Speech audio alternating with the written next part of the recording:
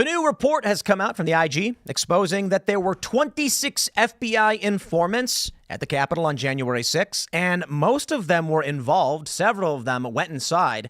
And so I can only say that proves it. AOC was right.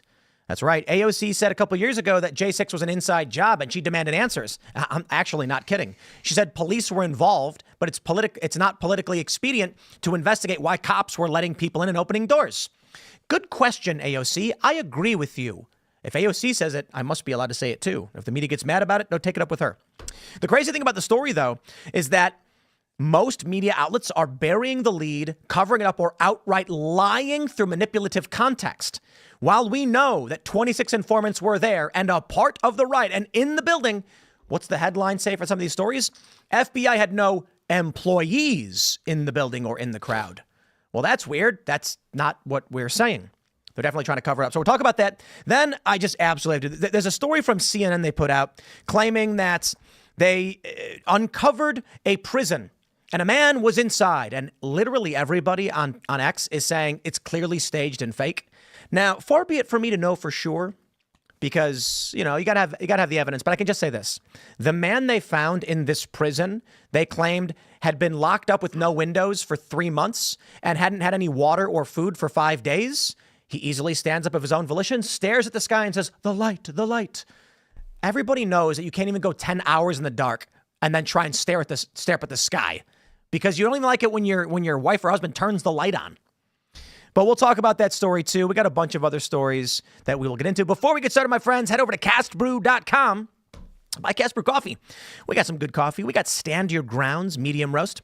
We've got Rise with Roberto Jr. and, of course, everyone's favorite Appalachian Nights. Then, of course, hop over to boonieshq.com. Guys, the Step on Sneck and Find Out skateboards are back in stock. We struggle to keep these in stock because it's actually not super easy to manufacture skateboards. We have a small American-based shop, made in America, and they'll make the boards and do the printing and the pressing and all that. But we only get, I think, around, it might be like 30 or so per batch. So I try to keep you guys informed once they come back in stock. Step on Sneck and find out at boonieshq.com. Also, head over to timcast.com, click Join Us, become a member. And not only will you get access to the members-only Uncensored show, which will be coming up tonight at 10 p.m., and our Discord server where you can talk to and hang out with like-minded individuals and even submit questions to call in and talk to this on the show, like I said. But you'll get a special discount on Cast Brew coffee at castbrew.com, 15% off for life when you become a member at timcast.com. So smash that like button, share the show with everyone you know. Joining us tonight to talk about this and so much more is Mike Davis. Thank you for having me. Who are you? What do you do? Well, I run the Article 3 Project, which is a conservative group that helped President Trump confirm his judges in his first term, and we have been the tip of the spear defending President Trump against this Biden lawfare and election interference for the last 2.5 years. We helped President Trump win that lawfare. He's back in the White House. We're going to continue to help him by helping him confirm his nominees to the executive branch, confirm his judicial nominees, and make sure that they have the political cover they need to do their jobs. We see on the right that we have really smart lawyers and they can follow the law, but we need two things in order for that to work. We need the law to be right, and we need the politics to be right. So we're helping President Trump get the smart lawyers to get the law right, and at the Article 3 Project, we're helping them get the politics right. Right on. Should be fun. Thanks for hanging out. Libby's here. I'm Libby Emmons. I'm here. Glad to be here. I'm with the Postmillennial and HumanEvents.com. Hello, everybody. My name is Phil Labonte. I'm the lead singer of the heavy metal band All That Remains. I'm an anti-communist and a counter-revolutionary. Tim. Well, that was easy. Let's go to the first story from the New York Post. FBI had 26 informants at January 6 Capitol riots. Most were involved. Bombshell DOJ report confirms. They say the FBI had at least 26 CIs on the ground. They call them CHSs, confidential human sources, in Washington, D.C. during J6, storming the Capitol, most of whom engaged in illegal activity during the chaos. The Justice Department's watchdog confirmed in the bombshell report. Leadership at the Bureau had long been adamant that it did not have the sources who orchestrated the riot. That it did not have sources who orchestrated the riot. Questions about whether the FBI had informants involved in the riots were met with conspiracy theory labels by many mainstream media outlets. If you're asking if the violence at the Capitol was part of some operation orchestrated by the FBI, by FBI sources or agents, the answer is no. Outgoing FBI Director Christopher Wray told lawmakers back in July. Wray had long refused to divulge exactly how many informants were present that day. I'm going to go and assume it's probably more than just 26. But the DOJ's Office of the Inspector General found that of the FBI's confidential sources on the ground, 4 entered the Capitol in the midst of the riot and 13 went into a restricted area. Only 9 were not found to have engaged in illegal activity, according to the report. Critically, that report also shot down unsubstantiated speculation that the Bureau had agents stoking some of the mayhem that day. Quote, "We found no evidence in the materials we reviewed or in the testimony we received showing or suggesting that the FBI had undercover employees in the various protest crowds or at the Capitol." The report said only 3 of its 26 informants present had been instructed to observe potential domestic terror suspects on the day of the riot. The DOJ watchdog found the rest of the 23 appear to have gone to the Capitol of their own accord. I think this very much adds to the story that we had heard. This goes back to 2022 when AOC says Capitol Police were opening the doors for J6 rioters. That's right, ladies and gentlemen. I was shocked because I am no conspiracy theorist. But when AOC proudly informed all of us that J6 was an inside job, I was shocked. Of course, I reviewed the evidence, and as it turns out, at least on some circumstances, the police were posing with some of these insurrectionists, they call them, taking photos and opening, at least what I can see, interior doors.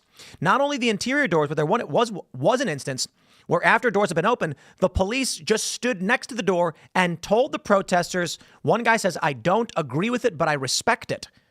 These cops were absolutely assisting. Not to mention, one man was acquitted entirely because he argued that a cop waved him in. Sure enough, there is video footage of a cop waving people in. Now, they try to claim, no, the cop meant something else. He was waving to other cops to come in.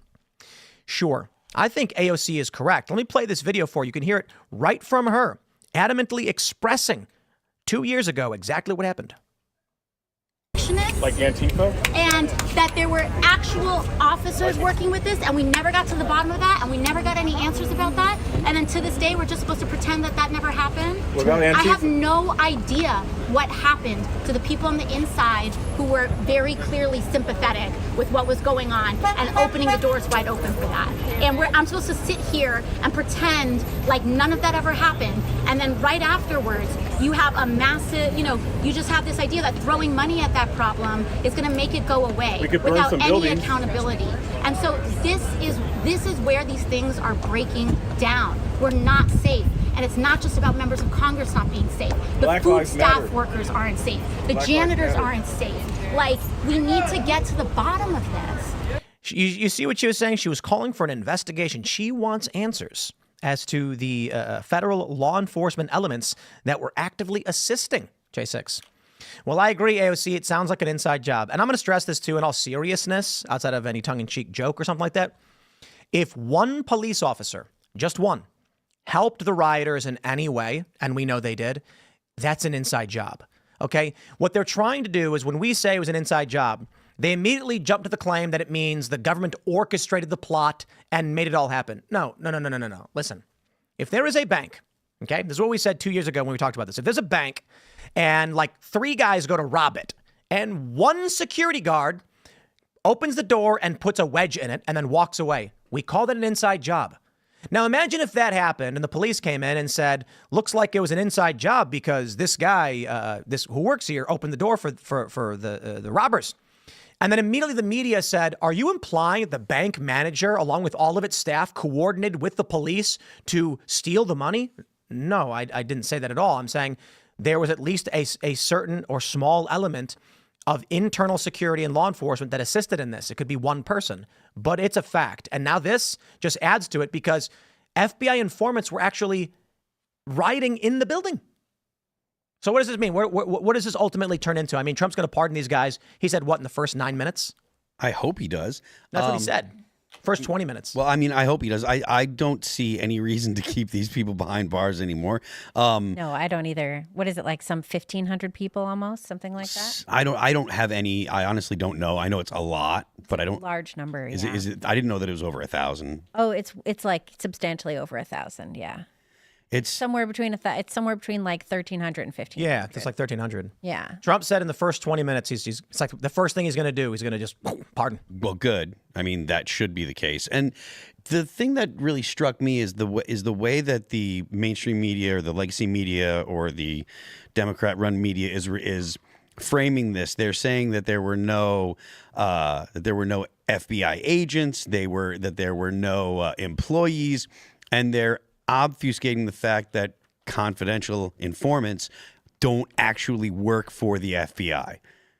But there were confidential informants. So there were people that were working with the FBI, but they weren't FBI agents and they weren't employees.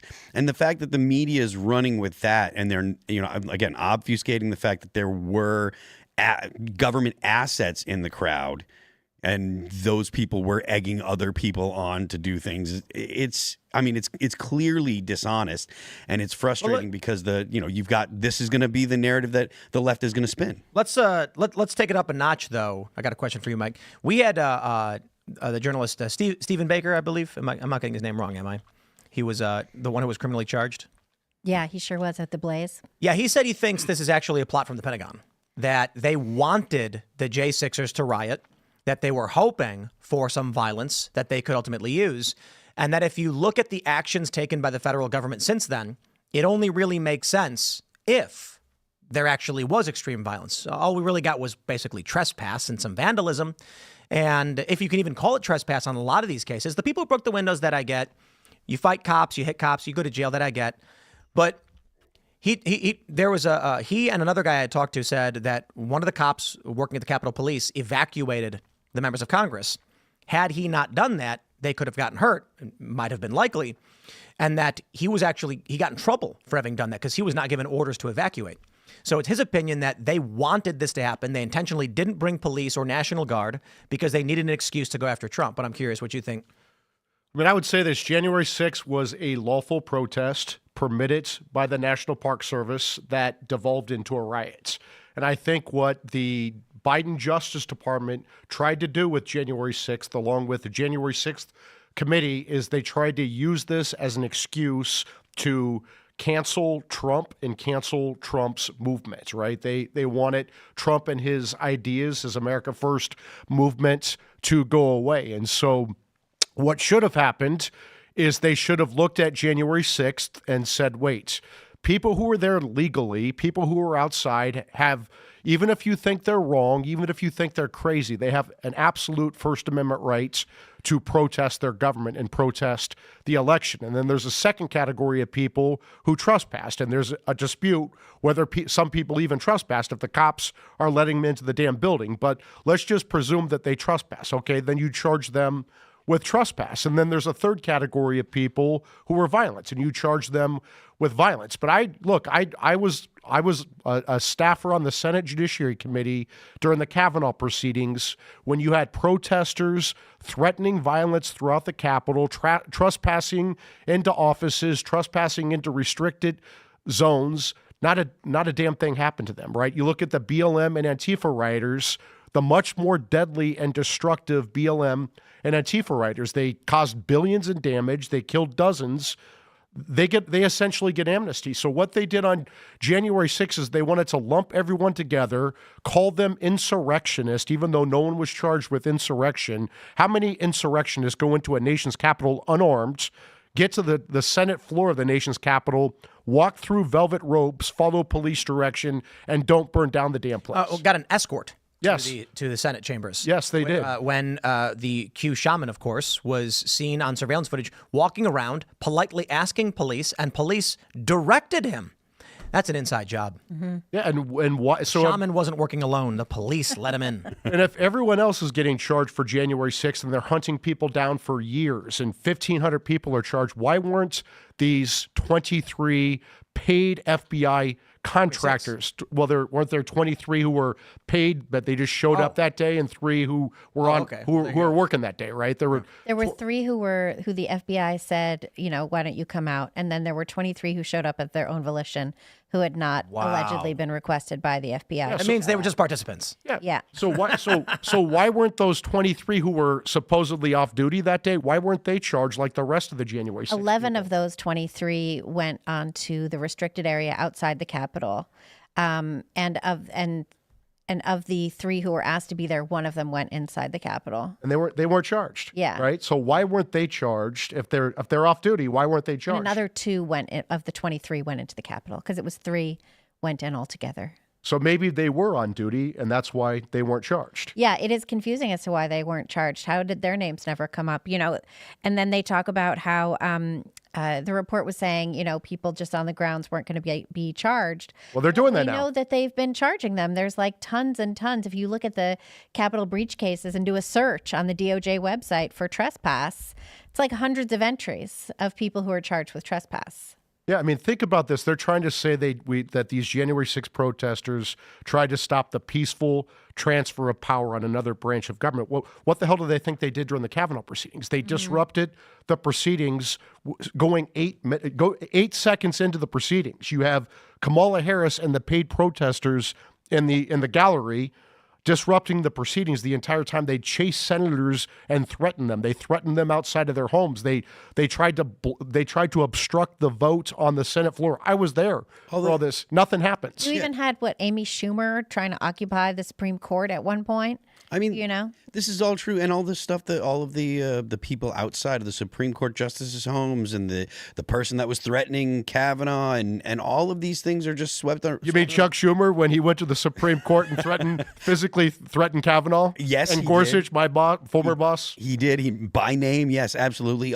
It's ridiculous that the left is allowed to make these assertions that are so blatantly false, while at the same time the left is incredibly totally guilty of the exact same kind of things that they would lose their mind over. Let's jump to this story from the AP.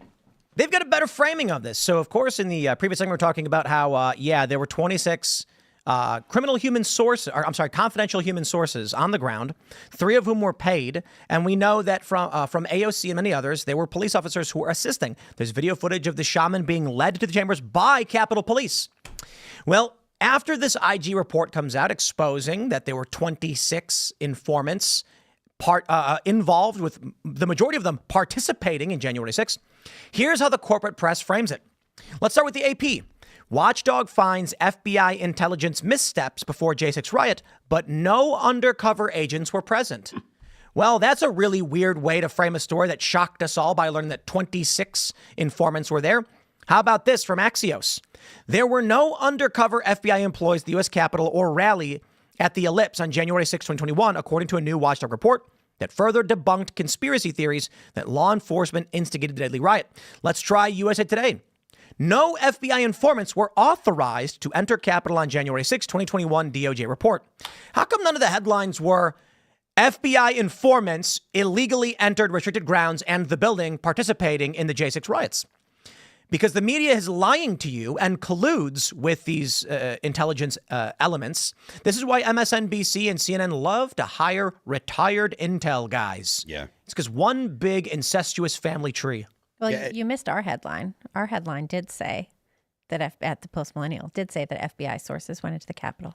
Well, of course. That's why I'm not bringing you up. And the New 'cause York Post we were did honest too. about it, yeah. People being honest. The lead here is that we've long wanted to know how many informants were involved. And now we have a general. I think it was more than 26, to be honest. Well, that's just FBI. Yeah. That's Right, just exactly. FBI, Yeah. and they said also that they didn't have a larger presence because it was a low security thing for them. It was like not high priority. So otherwise they would have had more. I suppose. Yeah. So let's get this straight. 26 paid contractors from the FBI. 3 of them were on duty that day, and 0 of them get arrested for January 6th. Is it true? 0 got arrested? 0. Even though it's like, I'm just looking at the, I love the DOJ website where you can look at all of the Capitol breach cases. There's 128 pages of names of people who were sentenced. That's just sentenced. Not even arrested. Wow. It's it's such a travesty of justice, and the idea that this was not at least instigated by the government itself is just ridiculous. Yeah, but now we are watching, and we know this about the media, but these headlines are brazen. Mm-hmm. I mean, the story was shocking when we learned how many informants were paid. Informants, how many showed up? AP. No undercover agents present. This is the dirty game they play with fact-checking that I tell you guys about all the time. So I don't know if you've heard me tell the story, but basically, or the circumstance, basically, Snopes, for instance, what do? Donald Trump will do a backflip, land perfectly on the ground in a perfect pose, and everyone claps. And then the story goes viral. Donald Trump does backflip. And then Snopes write a headline. Did Donald Trump land a perfect, flawless backflip in front of a crowd of supporters who all clapped and cheered on Sunday? False. And then it'll go through this big, long tirade about how Donald Trump did not actually do this. The claims were made on the internet, blah, blah, blah. Then at the very last sentence, it will say, while Donald Trump did perform a flawless backflip in front of his supporters who clapped and cheered on Saturday, he did not do it on Sunday. They'll add that no one asked and then debunk themselves. AP, no agents were present. Okay, tell us about the 26 paid informants who were in the building and never got arrested. Yeah. I mean, it's frustrating because this is something that we've seen for, the better part of a decade now. The way that, I mean, honestly, Donald Trump is kind of the guy that really made this something that people were aware of. The people that were conservatives had kind of felt like the mainstream media was unfair to them. It became more clear with the FBI or the IRS targeting Lois Lerner and targeting conservatives in like 2013 or whatever it was. But with the election of Barack Obama, you started to see that it wasn't just that the media seemed a little biased, and it was likely because they were from cities, which is generally what your average person was like, well, maybe they're a little biased, but they are from cities, and so they probably have a different perspective than people on the on the right. And that was trying to steel man the arguments, trying to think charitably. But then once you saw the way that the media behaved once Barack Obama became the president, and with the IRS scandal, and then 2016 when it became clear that the Democrats didn't have the forever control over the government, which they genuinely thought. They thought that now, once Barack Obama was elected, they thought that it was obviously going to be Hillary Clinton, and there was going to be essentially the Republicans would be a regional party. The Republicans would stand up someone against the Democrats every time, but the real debate was going to be which Democrat was going to run to beat the Republicans. That was the sense on the from the people on the left. And once they saw that once Donald Trump won, and they saw that that was not the case, they completely flipped out, and they went mask off with the lying, the authoritarianism, the attempts to narrative build and control what people saw and heard. And it's tiring. But we've been seeing it again, 10, 15 years now. I'll start caring about the January 6th riot when Democrats start caring about the much more deadly and destructive BLM. May 29. We call it M29. Yeah, that's a big M29 day. insurrection. When they set fire to the church in Washington. And firebombed the White House and forced the president White House into an emergency bunker. Yeah. And the Secret Service guard station, and they attacked the federal courthouse in Portland for months. For over 100 straight nights. It was a national tragedy. Billions of dollars in insurance damage by estimates. Maybe we should ask the incoming administration to launch the M29 committee. I know that everyone's really jazzed about doing stuff like that. And I think that makes a lot of sense. But on the other hand, I would love to just be like, you know what, screw all that. We're just going to go make everything awesome. We're not going to dwell on our... But that means arresting the criminal elements who have been corrupting government. Yeah, I think that's part of it. But I don't, what waste of time was the January 6th committee? I don't want to see a January 6th committee. Do you know what I mean? I disagree completely. Yeah, we have to. I disagree completely I just want all the good stuff. But think about what you're saying. We are a nation, a body politic, and on our left arm, it has become gangrene. Sure. And the way I see it is you're saying, well, look, I get that we have an infection on our arm that's rotting away the body, but let's just focus on learning how to juggle with the right hand. It's like, no, triage. We've got to stop the rot. But isn't it every 4 years? Aren't we going to just see every 4 years the new administration prosecuting the previous administration? No. I'll tell you why. Ad nauseum. Let me tell you why. The reason they did the last 4 years of Biden's persecution of Trump his top aides like Steve Bannon and Peter Navarro, his January 6th supporters who were persecuted, parents, Christian.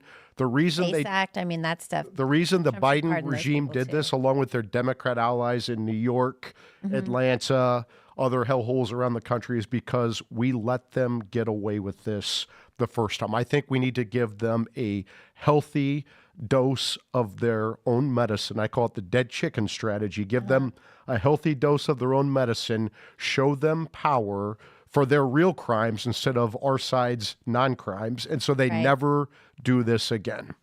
You don't think there's a way to do that without like just wasting a bunch of government time and money? I mean, the government wastes a bunch of time and money every day. It's infuriating. I hate it so much. I hate that. I think that we need. I really do hope that Attorney General Pam Bondi and FBI Director Kash Patel. I hope they open a criminal probe under 18 USC Section 241, conspiracy against rights. Yes. Down in the Southern District of Florida, Fort Pierce, Florida. Who do you want to see them prosecute? I would like them to investigate, and if appropriate, I'm an attorney. I still have bar duties. Said. If appropriate, they should prosecute anyone who politicized and weaponized our intel agencies and law enforcement to go after political enemies for non-crimes. So that would you think they should investigate Merrick Garland for going after parents at school board meetings? You're damn right. Let's go through the list. I may have a list in my. Or what about the people who determined that Catholics who go to Latin Mass are actually akin to domestic extremists? Yeah, down in Richmond. Yeah, investigate whoever came up with that memo. I would look at, for example, President Joe Biden's role. Even if he has presidential immunity, he could be an important fact witness. I would look at his White House counsel's office, like Jonathan Sue, who waived President Trump's claim of constitutional executive privilege going back 250 years to George Washington, which led to the Mar-a-Lago raid and the 2 indictments by Jack Smith and his counselor Jay Pratt. I'd go after. Did you investigate Smith? And real quick, definitely. When Trump said in that Meet the Press interview, "This man came to my home."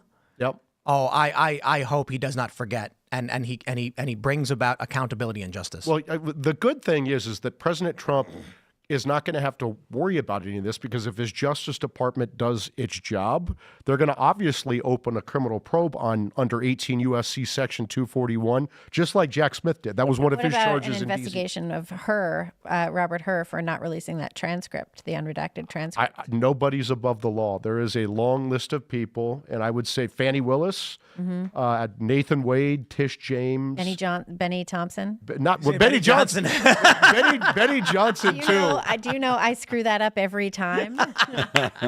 Benny, no. Sorry, Benny. No, Benny Thompson. I would, hey, look, nobody's above the law. And when a grand jury. Yeah, Benny, you're not above the law. Sorry. That's right. And when a federal grand jury in Fort Pierce, Florida brings an indictment, obviously they're legitimate. A grand jury brought them. And if they're innocent, then, the jury. What about Mayorkas? Do you want to see a prosecution of Mayorkas? For his illegal mass parole of 15 million illegal immigrants into our country and the resulting migrant crime, the rapes, murders, robberies. I've got, just a handful of people I'd like to see investigated too, like Gretchen Whitmer and.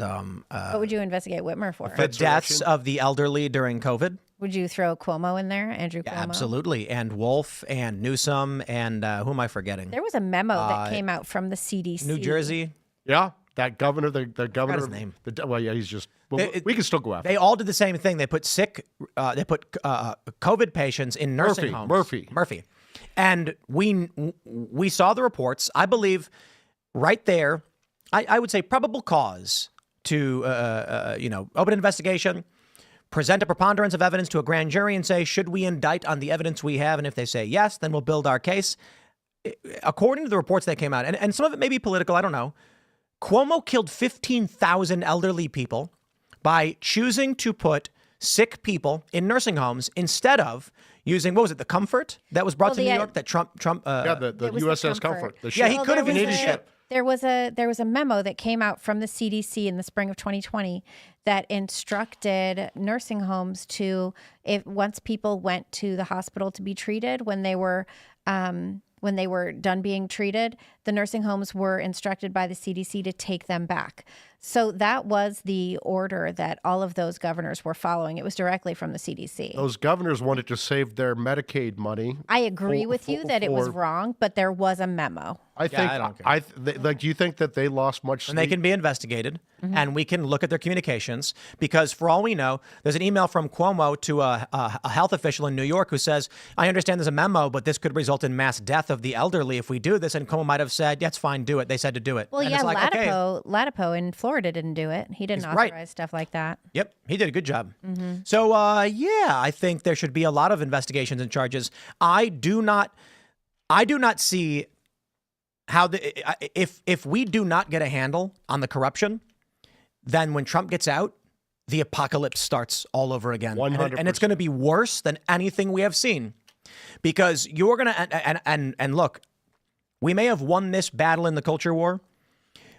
I've been saying this for some time now. The podcast presidency, they called it. You know, shows like this have played a role in communicating a vision and a message and ideas and factual information to regular people that allowed them to make an informed decision. But if we're going to sit here and just laugh at Rachel Maddow having a ratings spiral, 6 months to a year, Comcast, Disney, Fox isn't as bad. You know, I'll give them a little bit more credit. I would say they're net positive, but they're not perfect. But these big corporations, they're going to dump billions into the space and make sure we are drowned out. They're going to make sure they dominate the front pages. They're going to cut deals with the corporate class at YouTube and other big tech platforms. They're going to lobby for certain censorship policies. They're going to lobby for things like speech liability insurance. And they're going to come out and be like, well, you know, we have our errors and omissions insurance too.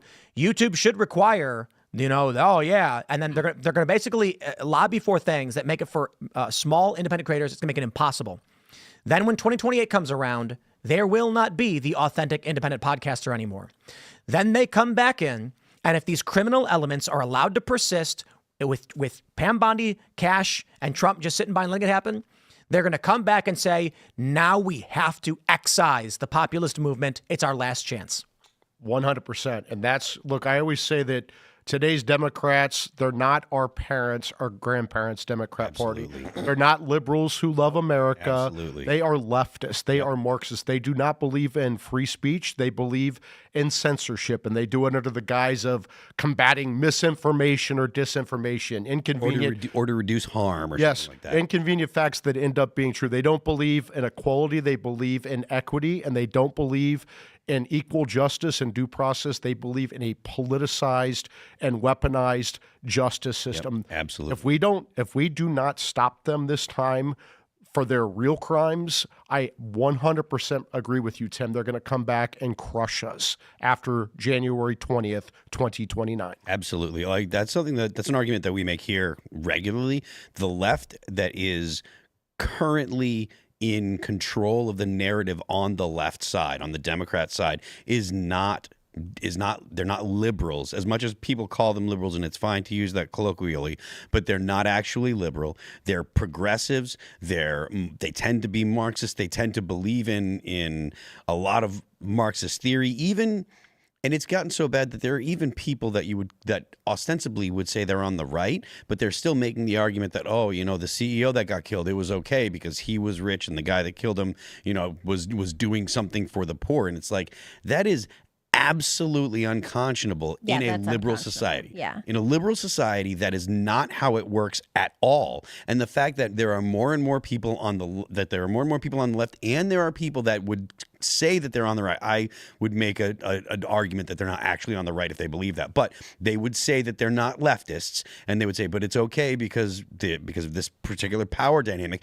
That is a terrible, terrible development for America. Do you think that after 4 years of prosecuting all of these people, do you think that the left, if they get back into power, would not engage in prosecutions? It doesn't matter. It doesn't matter if you prosecute these people or not, because they will. Exactly. They will or not. So is this just what our country is now? Every 4 years you prosecute the previous administration? I don't think so. I think what we can do is we can prosecute the people that have committed crimes with this administration. Mm-hmm. Hopefully the Democrats will have come to their senses, because something that we talk about here regularly. Well, the Democrats are in their own civil war. I mean, they have a decision to make. Exactly, and I'm hopeful that the Democrats, the actual Democrats, the liberals of the Democrats will win, because your average American is not a progressive. They're not the crazy leftists. No, I think we And the just learned that. Yeah, and the thing is, they just have been doing what is easy, and they have been hiding from the crazy progressives that will cancel them and say they'll call your job and essentially make your life hell if you don't shut up and just listen.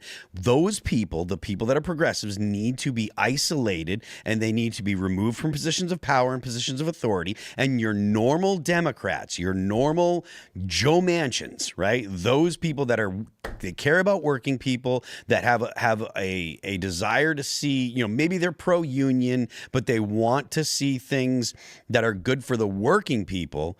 The workers, they want to see that kind of stuff. Those people need to be ascendant in the Democrat Party, and they need to be the ones in power, and they need to be the people that control essentially the money backers of the DNC. If they can get control of the party, that will save the Democrat Party, and that honestly will save America, because then we can go back to arguing over which corporate tax rate is right, not whether or not you should kill CEOs. Because that's the argument we're having now all too frequently with the far left.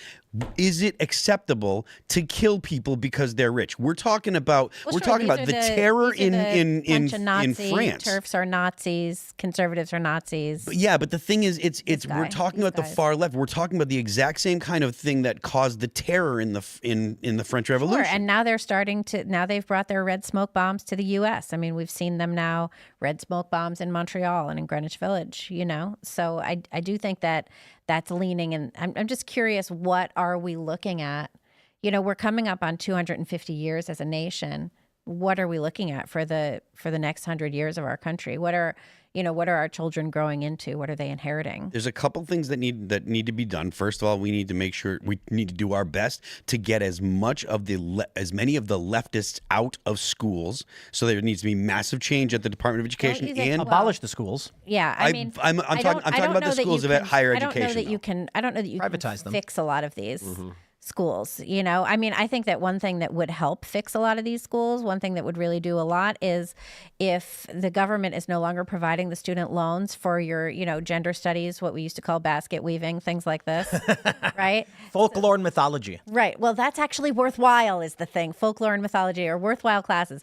Don't major in it, but it's It's good to know what our ancestors thought of the world and how they accumulated knowledge. I think that's important. But make them pay for all that stuff with their endowments. I can solve a lot of the problems this country is facing very, very easily. What we need is whoever is going to be put in charge of the Department of Education to mandate that all public schools in the United States be converted into mini golf courses where people can pay a nominal fee to enjoy a game of mini golf, and the kids will not go to them anymore.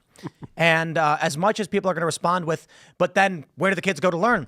I don't know or care. They will still be better off.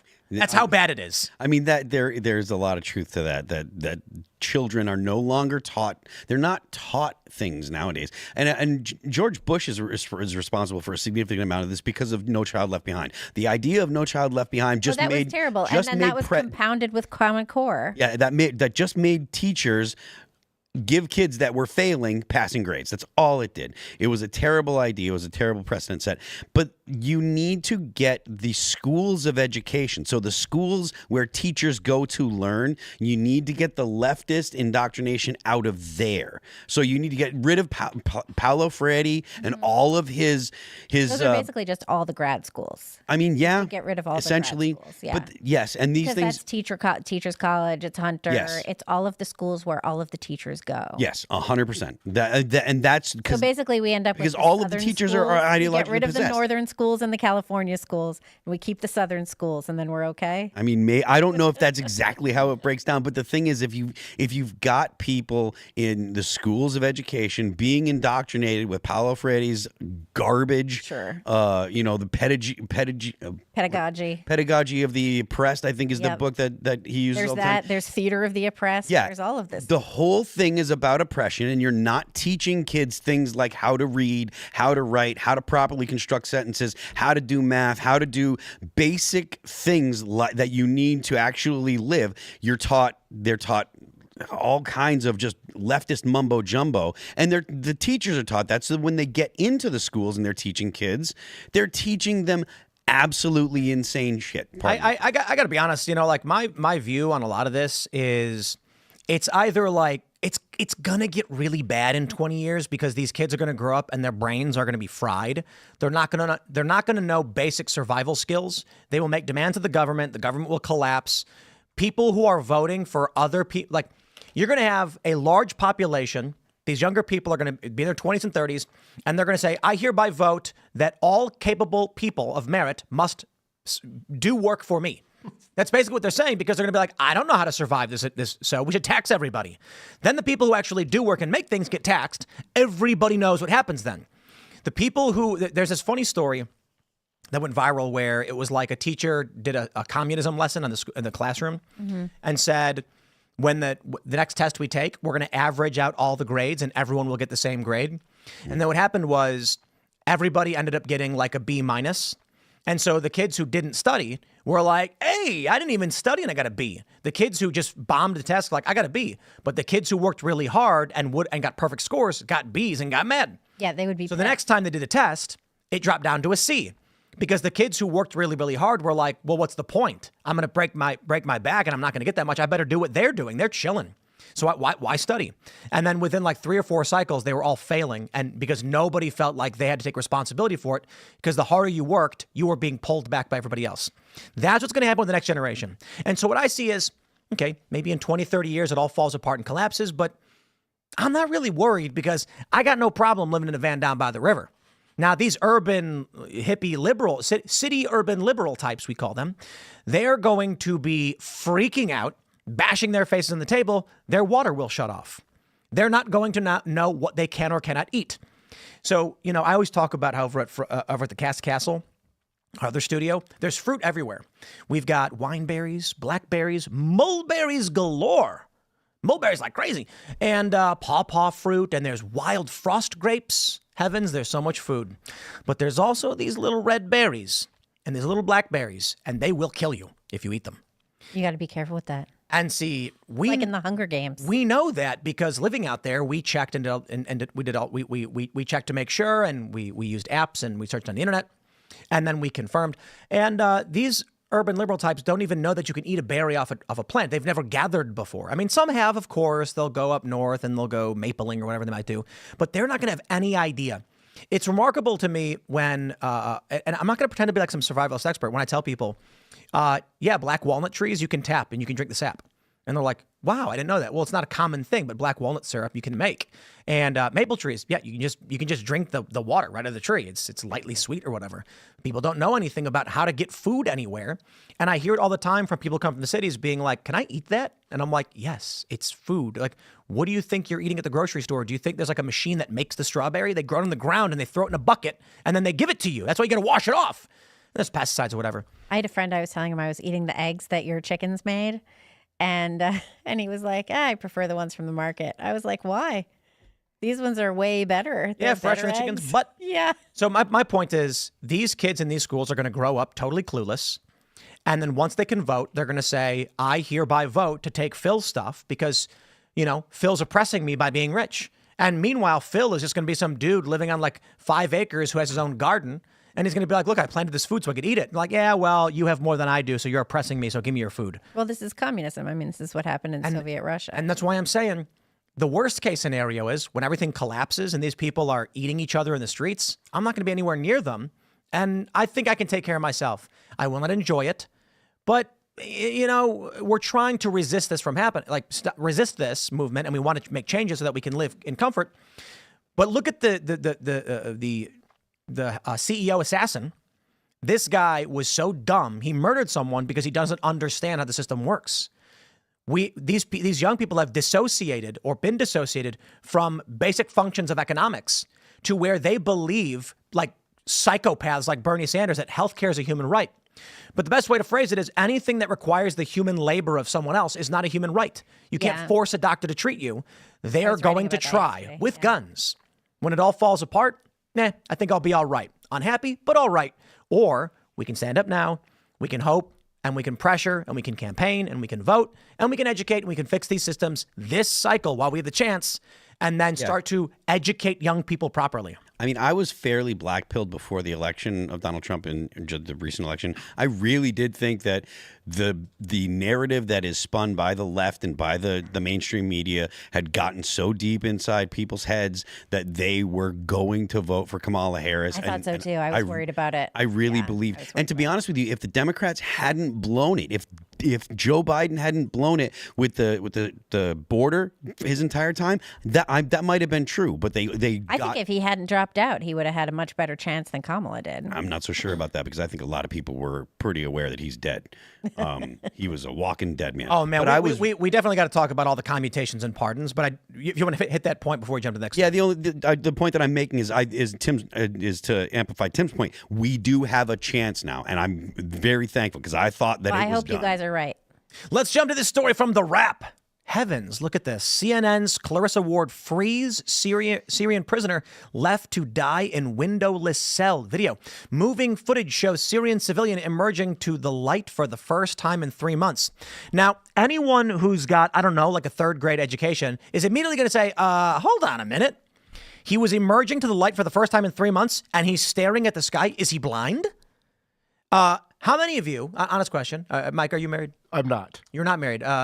Have you, have family members or whatever, you stayed over for the holidays, and then you're sleeping, and it's early in the morning, and as you're waking up, they turn the lights on. This has happened to you, I imagine? And you're just like, what the hell is... And you're like, oh, what are you doing? You turn the lights off. Man, oh, God, you know? I'm sure that's happened to everybody. Mm-hmm. Yeah, that's why I always say, like, when I'm waking up, I'll say, Allison, is it okay if I turn the lights on? And she'll go, yeah, you're good. I'll say, okay. And then, or if she's going to do it, I'll put the pillow over my face, and then slowly, because it hurts. This is why when I wake my kid up for school in the morning, I turn the lights on with no warning to just get him out of bed in a hurry. Long story short, everybody is saying this video is clearly fake because this guy who was supposedly malnourished, didn't have any food or water for 5 days, and was in a cell with no windows for 3 months, stands up of his own volition, walks outside and looks at the sky and goes, the light. Dude, all you have to do is ask any physician or Google it. After a couple of weeks of darkness, the amount of time it takes you to come back into the light, it is exponential. So I did investigate, and I looked up at various sites, and it said prolonged exposure to a lack of light over a prolonged period of time. It can take an individual 2 to 7 days to be able to open their eyes outside after being kept in the dark as long as they did. More importantly, the video's nuts. Let me see if we can pull up the video. Oh, did they take it down? Oh, that's interesting. The video's gone. That can't be right. There it is. Okay, because I was going to say, like, that's pretty wild. Our world leaders, Syria's new rebel leaders say they will not pardon Assad regime officials who tortured and killed prisoners during the decades of his brutal reign. CNN's Clarissa Ward went to a Syrian prison to find someone still locked in a cell with no idea that Assad's regime had fallen. Deep in the belly of the regime's Air Force intelligence headquarters, these are English letters. We are hoping to find traces of Austin Tice, an American journalist held captive in Syria since 2012. It's one of many secret prisons across the city. This specific branch was tasked with surveillance, arrest, and killing of all regime critics. These are all cleaned out. We don't find any hints of Tice, but come across something extraordinary. I can't tell though, it might just be a blanket, but it's the only cell that's locked. Is he gonna shoot it? The guard makes us turn the camera off while he shoots the lock off the cell door. Why? Yeah, that's weird. Why? Yeah, I don't know, but let's play more. We go in to get a closer look. It's still not clear if Notice there's no toilet in there. there is something under the blanket. Oh, it moved. Is there someone there? I thought I saw it move. Is someone there? I just like to point out the absurdity of an American journalist, I believe she's American, yelling in English at a Syrian prisoner. It's also weird sending a woman in. Yeah. Well, she's got guards in and Syria, stuff. like still. That's true. Just But weird. I've traveled all over the world and covered news in many countries, and I would never yell in English at someone who didn't speak it. And I actually did trainings on this because there was a circumstance where I was in Turkey and a guy held a Molotov cocktail up to my face and my producer's face screaming in Turkish. And I just held my hands up and I very calmly turned around and started moving while the other guy was just frantically ranting, saying, it's fine, dude, you're good, you're good. And I had to explain to him, and I've done trainings on this where I say, listen, if there is someone who doesn't speak English and they're yelling at you in a foreign language and you start panicking, do you understand what you sound like? You are sounding, they don't know if you're screaming, I'm going to kill you, or what you may be saying. Just shut up. So let's play a little bit more. Or is it just a blanket? I don't know. I think it's hello? So there's a blanket on the ground and a guard comes up, or I don't know, a rebel fighter. And he opens the blanket, and there emerges a man.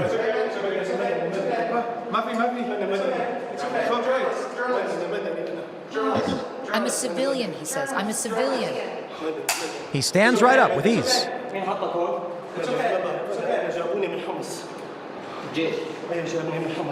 He tells the fighter he's from the city of Humps and has been in the cell for 3 months. Really? Look at that beard. What happens if you don't shave for 3 months? Certainly not that, right?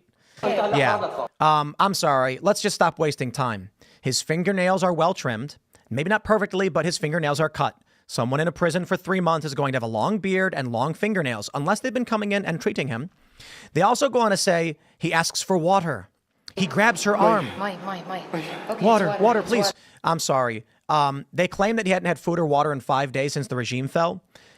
Again, do a cursory Google search of what happens after 5 days of no water. You cannot stand up. Yeah. You are having seizures. You are on the ground vomiting. After 5 days, the rule of threes says that you're dead after 3 with no water. No, you can go about 7 days is the point of death, but you're at day 5. You're in minor organ failure without any water. My favorite comment on the accusations that this was staged: where's the poop? He's been in there for 3 months, and there's no toilet. Okay, fine. In that 3 months, they brought him to the bathroom. Deal. In the past 5 days, as he was there by himself with no water or food, did he just hold it in? I guess maybe. Now, the best part, of course, is when they bring him outside. Here he is walking of his own volition while holding their hands. Says you are free.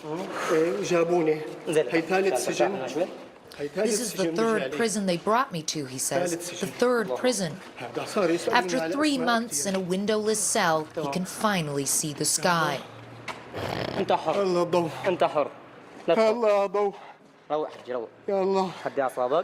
My God, the light, he says. Oh God, there is light. My immediate response was, after it snows and there's like a couple inches of snow on the ground, I can't even look out my window. It's so bright. Yeah. And here's this guy who's been locked up for 3 months in a windowless cell, looking at the sky going, the light, the light.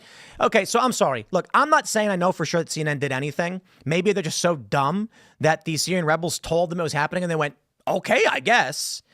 I'm going to go ahead and believe that this is not a real Syrian prisoner. He has no beard after 3 months, unless like Assad has been coming in for regular trimmings. You know, the guy hasn't, he can stand. I mean, you know what? Honestly, they freed this guy. I think they should get a DNA sample to figure out how it is. He's so strong after not eating or drinking for 5 days. But I ask you, panel, you think CNN intentionally faked this? Do you think they were duped, or do you think it's real? Yeah, I would go with duped. I would also go with duped. Because there's also the willfully duped. Exactly. Yeah, definitely willfully duped. But I think that it's in these rebel/terrorists' best interest to try and make nice with the American media. Yeah, I think that's right. I do think they were duped and I think that they were very easily duped because they wanted to believe it, because it's something that they could put on the internet and be like, look, this is, this really happened. Blah, And blah, we're blah. doing journalism, you guys. Check it out. I know. That's a big deal for us these days. I think that it was willingly duped.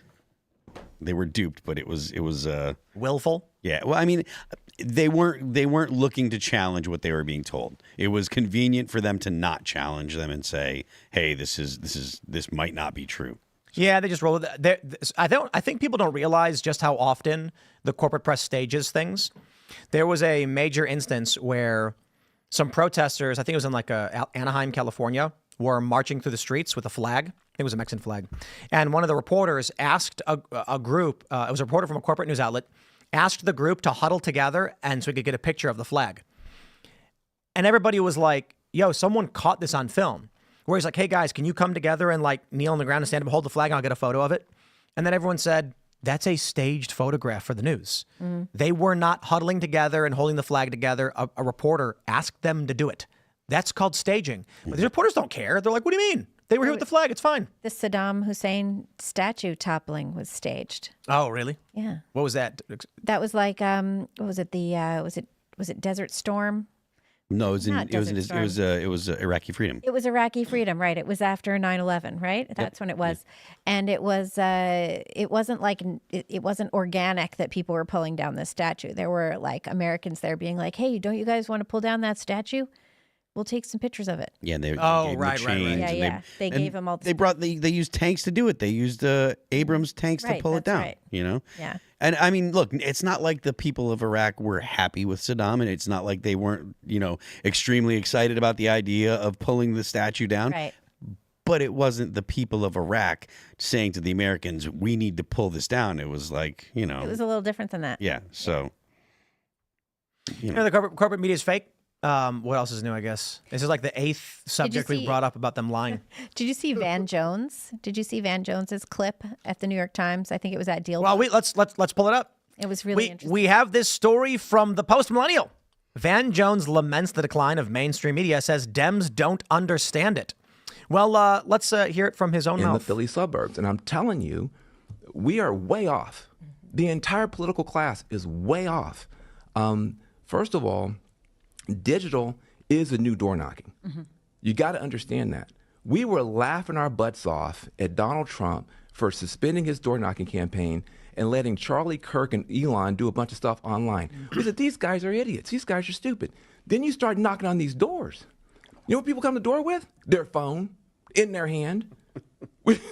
He just figured this out. There's a 24-hour digital surround sound that has nothing to do with CNN, has nothing to do with any stuff that we do. I asked I got a teenage son, I asked him, who are the most influential people in the world today? I'm thinking to myself, he's going to say Barack Obama, Oprah Winfrey, Jay-Z. He says, Kai Cent, Aiden Ross, Jinxie, and Sketch. I don't know who he's talking about. I said, what platforms are you on? He goes, I'm on Twitch, Kick, and Rumble. I said, that sounds like you need to go to the hospital. What are these platforms? I'm telling you guys, the mainstream has become fringe, and the fringe has become mainstream. Yep. There are platforms, there are people out there that are getting 14 million streams, and we're on cable news getting 1 or 2 million. And that's a lie, because they are not. Because they're not getting that. There's a whole world out there. Kellyanne Conway, I hate to agree with her, but I do a lot of times. Donald Trump understood that, and we didn't. And that's not just Democrats that don't. The entire political class is way off. Way off. And that's the end of the clip. But, he is right. Mm-hmm. The mainstream has become fringe.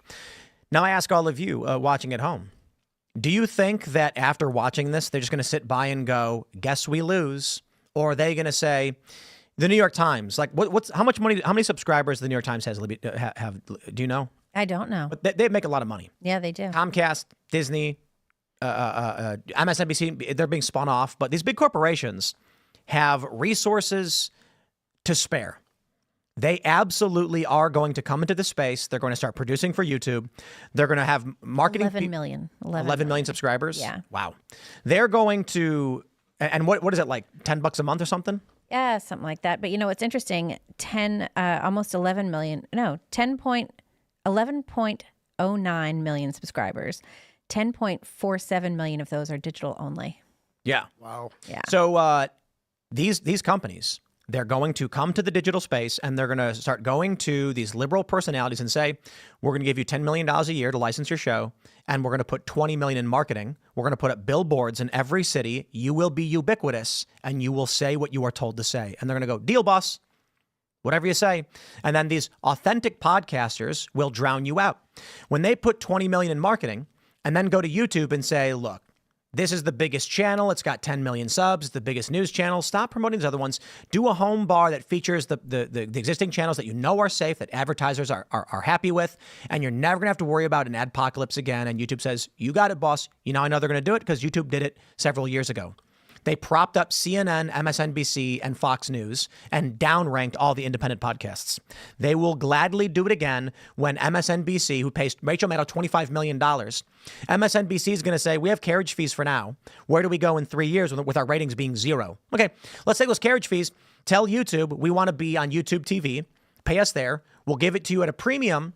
You know, we'll let you keep some of the money as long as you feature us and promote us. YouTube TV just raised their price to $82 per month too. I saw something like that, which I didn't even know. Like, I don't even know what's on YouTube TV. It's cable. It's everything.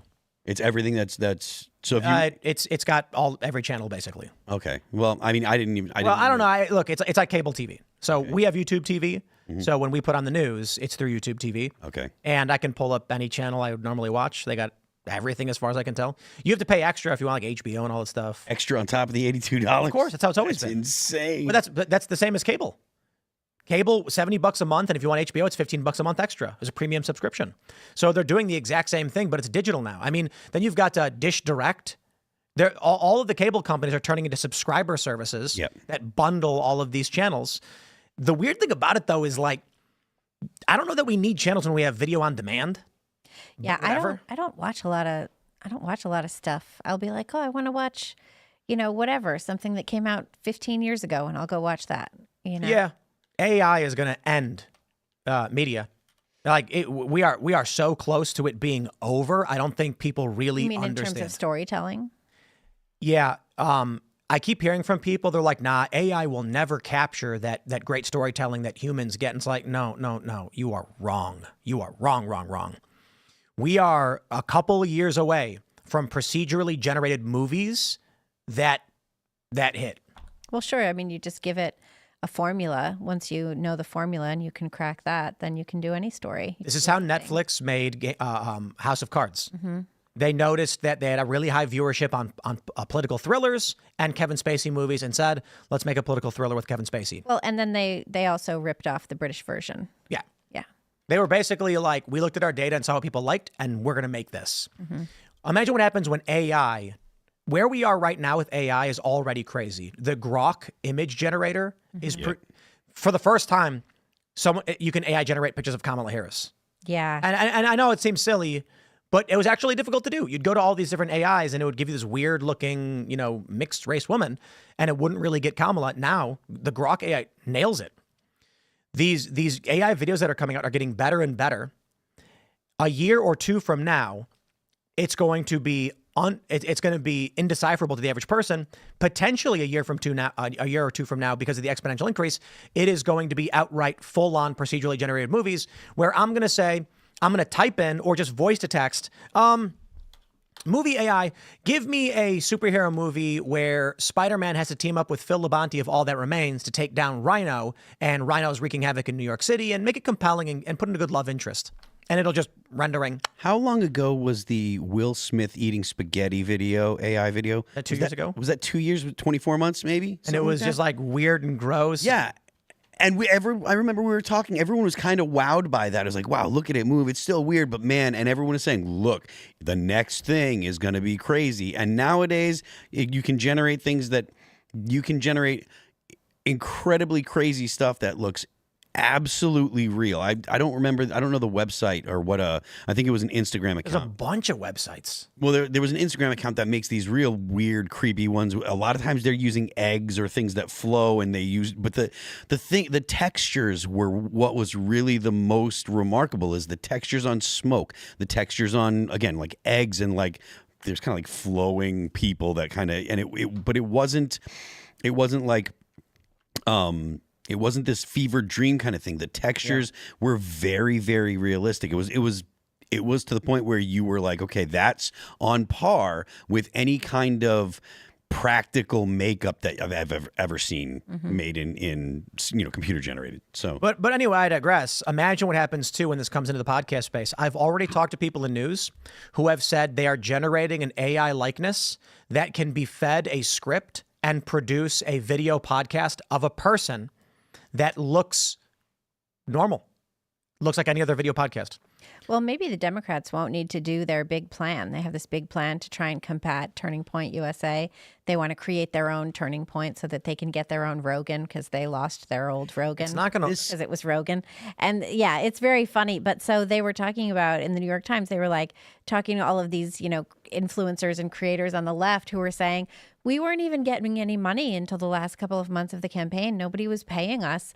And it's like, nobody was paying those meme guys in 2016. Yeah. Those guys all had day jobs and then were doing this stuff because it was their passion. They're going to do it because I can tell you guys right now, if you have the money, you can own the space.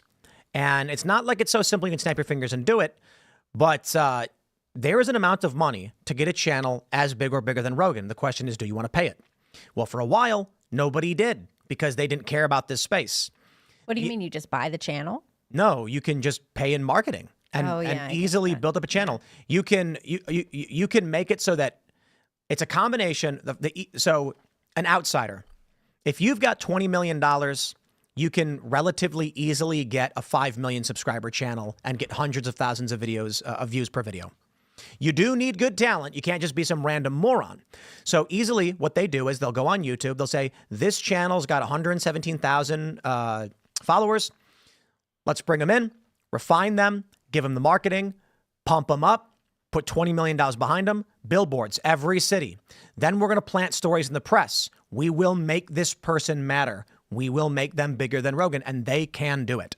They just haven't bothered with it because they thought TV was still, cable was king. They thought they still owned it. They were with Van Jones over here. Right. He's shocked by it. Yeah, he's stunned. Now, a lot of these networks understand that YouTube is growing. They have a presence on YouTube. They can see those numbers. It's not that they're stupid. It's that it's really simple. They're going, we make $50 million on TV with carriage fees and everything else, and we make $40 million on YouTube. So we're going to prioritize TV. Then this year it went and switched. Now they're going to say, okay, that's it. Our TV venture is not going to be surviving for the next year or two. Our priority's got to be building up in this podcast space. So we're going to need authentic sounding individuals who are going to fall in line and do as they're told. Disney and all these big companies are going to come in. And you may say, yeah, but Timcast IRL is a good show, right? It's authentic with real people. That's why I watch it. They will get close enough with their weird fake acting schools and training. But where we cannot compete is they're going to put $20 million behind their people, not because they want to make money, because they want to own the influence space. YouTube is subsidized. Google pays money to control this media outlet, this media space, despite it costing them money.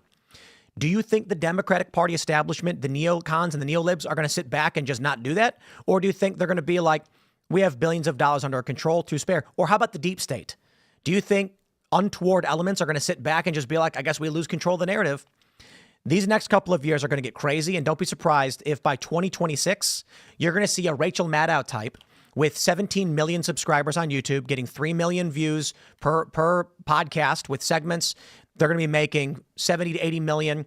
YouTube's going to prop them up with some backroom deal. They're going to be fed deep state lines where they go, did you see how CNN rescued that prisoner? Wow. Here's the thing. On this show, we show you the video of CNN rescuing the prisoner. And we question it because it looks really fake. But what did CNN do? Now, CNN showed it to you, right? But and they're assuming most people will just believe it. But what you're going to end up having happen is these video podcasts won't even show you the clip. They're all just going to say, yeah, I saw that was crazy. They'll all talk to each other. The listener will believe it to be true, never having actually seen the video. And then it will become truth to them. And if at any point you come out and say, did you watch the video? It looked fake. They're going to go, oh, you're a conspiracy theorist. And that will be YouTube. That will be the biggest players on the board, and they will own that narrative. And that's how they're going to try and reclaim the institutional power. I mean, well, they're already working on it. They've been announcing it. They announced Indeed, it in the New York been. Times. Yeah. Indeed. I mean, there is. I think that it's fairly clear that there will be some kind of effort being put in by the establishment to get the get after the podcast space. But the idea that they lost Joe, they say things like, we need to get our own Joe Rogan. Everyone knows they had their own Joe Rogan. What they need to do is actually referencing what we were talking about earlier, is they need to have the fight in the Democrat Party and get rid of the people that are canceling people for trying for discussing ideas that are off limits. The problem the Democrats have, the reason why that's the same problem. What's that? That's the same problem. Articulate that. What do you mean? You're saying the Democrats need to get rid of the people that are canceling people, and they need their own Joe Rogan. It's the same problem. No, that's what I'm saying. When they fund a massive podcast, who then dictates the Democrat, dogma, all those people will fall in line in 2 seconds. The problem is the far left element gets their information from the internet, and the moderate corporate libs get their information from the TV. Once they unify their narrative machine and in YouTube, they fall in line like a cult. I don't think the far left does that. I think that the far left get their information from the internet. No, I mean, I don't think they fall in line. I think that they would be fighting because there are currently, because of the fact that there's a civil war, that indicates that they don't just fall in line. Yeah, they do. The far left? They're simultaneously anti-big healthcare but pro-big pharma. They're simultaneously anti-military industrial complex but pro-war in Ukraine. They will do whatever they're told to do. The issue is the far left is younger and they're getting their information from the internet. Even when it's contradictory, they fall in line. Hassan Piker is a great example. The dude's dumb as a box of rocks. He complains about the military-industrial complex and then supports the military-industrial complex in Ukraine. It makes no sense. I'm not sure what his take on the war in Ukraine. I think that he supports it. And if he does, the reason that he does is because he sees Ukraine as being oppressed by Russia. Russia's an oligarchy, or I think you're giving him way too much credit. I think that the power dynamics on the Marxist power dynamics are very simple to understand. You don't have to be smart to understand them. If that were the case, they'd be on Israel's side because all of these Arabic nations with because Israel, they see Israel and the U.S. as the same thing. They look at the U.S. as, because the U.S. backs Israel. They say that the U.S. is the big power. Except for the fact that what you're basically saying is they choose when to apply oppression dynamics or not to. What do you mean? Go ahead. Israel is a state the size of New Jersey, surrounded by a whole bunch of massively powerful and wealthy Arabic nations that want to destroy it. Of course, I understand that the U.S. is funding Israel massively as well, and it's aligned with the United States. They could choose to go either direction in the narrative. Ukraine is funded by NATO. So they're choosing to ignore the Western influence in Ukraine, but they're demanding we reference the Western influence in Israel. They're against the Israeli Palestinian conflict. They don't look at the other countries supporting. They look at Palestine. They look at Gaza, and they say that the Israelis are committing a genocide against the Palestinians. Right. I think you're projecting logic onto an illogical group of cultists. I do. These are people who spell women with an X, with an I, and with a Y. There is no unification. When they simultaneously, there's a group called the Coalition for Communities of Color that says Slavic people are people of color despite having white skin, blonde hair, and blue eyes. There was this big fiasco a couple years ago that we made fun of, where they said women should be spelled with an X, WOMXN, which then they said it's inclusive of all women, which resulted in a backlash where they said this means you're saying trans women need a special qualifier. You can't do that. None of it made sense. There is no making sense in, we are angry with these healthcare companies. The CEOs are bad. Everybody should be mandated to take a big pharmaceutical drug. Big pharma is your friend. Well, I mean, you can make the same argument about why they would support like the Soviet Union, which was very authoritarian and obviously it's a communist country. Oppressive. Yeah, but the narrative that they believed about the Soviet Union was the Soviet Union was fighting against the United States. And the US. So we'll break down what wokeness means. I hear this all the time, especially with this debate from the classical liberal types who I consider to be moral cowards over what the woke right is. And, they've been saying Tucker Carlson is woke right. And it's like, no, you are completely wrong. Ben Shapiro gave a definition of wokeness. And I can't remember exactly how he defined it, but I also disagree with him. I believe he's wrong. The reason why is because when you look at all of the cultural instances over the past 10 years where woke has been applied, what you typically see is not that someone is trans. It is not that someone is gay. It is not that someone believes that there is racism or there should or should not be taxes or they're for or against a certain war. It's when they apply cult-like adherence to the liberal social order. Whatever the narrative is of the liberal machine, you must follow whether it makes sense or does not. So that's why when the Jaguar commercial came out, Jaguar, and it shows like that too sometimes. Yeah, it's fun. And it shows all these people with weird clothes. A bunch of people said, that's woke. And it's like, now why were they saying that? Because for a while, it wasn't that these people are non-binary, trans, or whatever, but it's similar to it. Wokeness was an authoritarian element. What people complained as woke was this ham-fisted, over-the-top. Here's an example. Nobody called Baldur's Gate 3 woke because you could make a male character with female genitals. There was no outcry. There were no articles because it wasn't a component of the game. It was in the character creation.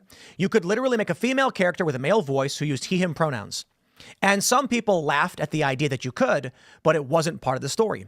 Then Dragon Age comes out, and there's a scene where she goes, "Oi, I accidentally misgendered you. Better pull above." And then she starts doing push-ups for 2 minutes. They're breaking down and explaining why using that's woke. It is telling people with cult-like fervor to adhere to their orthodoxy. So when Blair White comes on a show and talks about these things, no one calls Blair woke despite being trans. Yet when these gender activists come out and say you should be fired from your job, people would refer to that as woke. The overarching element of what wokeness was the cult-like adherence to the liberal social orthodoxy. That's because the meaning of the word woke, or where it comes from, is to have awoken a critical consciousness and being awake to a secret knowledge, and that's where woke comes from. So what is red pilled? Well, red pill's not so much. I mean, I guess same thing. I guess it's similar in the close. I'm not so sure that red pill does. The red pill wakes you up. It does, but the red pill, it's not this. Maybe it is. Maybe this is the issue I take. You might actually be right with that. These classical liberals who are coming out saying Tucker Carlson's woke right, is that they're taking this thin selection of an authoritarian collectivist ideology and saying that's what woke is. And it's like, that doesn't explain why they're pro-war in Ukraine. That doesn't explain why they were pro-lockdowns. The logic of oppressor and oppressor does not apply to half the things that they did. So if they're saying the oppressed are bad, then they should be cheering for the small businesses that got shut down during the New York lockdowns. No, they were all in favor of the lockdowns. The small businesses are property owners. And the government and Walmart, I should say the Walmarts that were supported, they didn't care about. They didn't go out and protest that Walmart was allowed to stay open and sell, and they didn't do anything to defend the small businesses being oppressed by Walmart. But they had no problem smashing up Walmarts or stealing from Walmarts. But the point is, and they didn't. During the riots in New York, they certainly smashed things up. And Target got hit up in Minnesota, but that's immaterial to the whole argument of what they were willing or not willing to support. They would demand you wore a mask. They would demand you got vaccinated. They would demand the government lock you down. They would not defend the little guy whose life was being destroyed. They would cheer when the police came to arrest small business owners. That is the government and the state and the police. It makes no sense that the BLM protesters of this ideology celebrated when the police went to a man's home and arrested him. If the application was it's critical theory, the reality is it is cult-like adherence to liberal social orthodoxy. If it is of our idea, it is to be protected. If it is of our order, it is to be demanded. So they can simultaneously say the healthcare industry is broken and these CEOs did it, and then turn around and go, you should be mandated by force to buy a product from the big pharmaceutical companies and be mandated to take that drug. They can simultaneously say the military-industrial complex is evil and is destroying the world. They are white colonizers and oppressors. And we are very happy that they're spending all this money in Ukraine and fighting this war. Did you see the bipartisan bill that Josh Hawley and Elizabeth Warren put together? They want to force insurance companies to split from their pharmacies, which I think is actually really smart. I don't think insurance companies and pharmacies should be the same company because obviously that's a conflict of interest. It's a huge conflict of interest. Yeah. Interesting. I think it's interesting. I hope that it actually goes through. And Yeah. I think it's interesting too that it is bipartisan and it's two people who are pretty diametrically opposed in terms of being, you know, pretty conservative and pretty leftist, Liz Warren and Josh Hawley, and that they could agree on something like this. I mean, I think that's well, Elizabeth Warren said this is a warning. When she sure did, and that's what I mean. You know, and Fox News said she was agreeing with the murder. Like that's a little too far. She didn't say that. She said it was wrong, but they keep doing this thing where Bernie Sanders is like, you know, it's an atrocity and murder is bad. But you know, people are being pushed, and I'm like, oh, here we go. Let's jump to this story from the New York Post. Florida mom arrested for saying delay, deny, depose on call with Blue Cross Blue Shield health insurer. You people are next. Take a look at this video. Colin Rugg says, Brianna Boston, a 42-year-old mother of three, was arrested for making threats to Blue Cross Blue Shield over a rejected medical claim. The woman, who is now facing up to 15 years in prison, allegedly quoted Mangione saying, delay, deny, depose, you people are next. This was a similar message that Mangione left on his bullet casings. The woman told investigators that healthcare companies played games and deserved karma from the world because they are evil, adding that she was inspired by the recent news cycle. Boston was charged with threats to conduct mass shooting or act of terror. Her bond was set at $100,000. The nature of the threats, we would also be asking for GPS with house arrest conditions to protect the community. With her head in her hands, Brianna Boston learned she would be held in she's jail fake on crying. $100,000 bond. The Polk County judge adding the bond was appropriate given the, quote, status of our country. It's not like she's a child. She's 42 years old, so we're not dealing with a child here. She should certainly know better. Lakeland Police Chief Sam Taylor says his department was contacted by the FBI Tuesday. Authorities say in a recorded phone call about a denied insurance claim, Boston told a Blue Cross Blue Shield employee, quote, delay, deny, depose. You people are next, end quote. So these people who are cheering all of this on, in 2020, we saw what may have been the largest transfer of wealth from the working class people into private corporate hands. We sure did. Ever done with the vaccine mandates. So these are the people that defended all of that. If the people who bought stock in Moderna saw like a 5x increase overnight, these people made mad bank. These pharmaceuticals made massive amounts of money. How can these people have a sane or rational worldview, holding both simultaneously that they are parasites who are next, but that also it was good that the state mandated the transfer of wealth to pharmaceutical companies, which are different, but still. Do we know Miss Boston's political leanings? I don't think we do. I'm not saying her personally. Yeah. I'm saying that you have all these leftists cheering, but you could pull up the archives of the same Reddit accounts. Yeah, exactly. Where they're Taylor Lorenz, for example. Exactly. Yeah. Who's like the obvious one who still writes about like how she's going to wear masks at Christmas and complains about all of these things, was very forceful about mandates and vaccines and lockdowns and all of that stuff. Do you guys think that Taylor Lorenz is a committed leftist, or is she just She's woke. Yeah, I think she... It is the cult-like adherence to liberal social orthodoxy. It is contradictory at times, but doesn't matter so long as you are swimming with the school of fish. Be in the hive, follow the hive, don't reject anything the hive tells you. And it really is just about what seemingly is the more popular concept at the time. Hence, Wimixin versus women. Someone introduces the idea. If it works, the hive adopts it. If it doesn't, the hive rejects it. That's Taylor Lorenz. The reason why she's always wearing a mask is because she has followers who keep tweeting at her, wear a mask. Also, she claims she has an immunodeficiency or something like that. But it's social reinforcement. Yes, it is. Yes. So she has a group of followers that she collected during COVID. And look at Dylan Mulvaney. We bring this up from time to time. Dylan Mulvaney's early TikTok posts were gay safari. Sure. And didn't really get a lot of traction. Then Dylan said, I'm non-binary, 1 million views. Then Dylan said, hey, look, I'm non-binary, less views. So Dylan one-ups the game. Right. I'm trans now, 1 million views. Starts taking estrogen. And then Dylan does this Days of Girlhood thing, figuring out the mechanism by which you can escalate every single day. Do you think AI could have created the Dylan Mulvaney? What do you mean created? You were saying, we're only years away from, we're short way away from AI being able to take a formula and run with it and create just... It's already happened. It happened a while ago with Elsagate. With AI doing Dylan Mulvaney? What's Elsagate?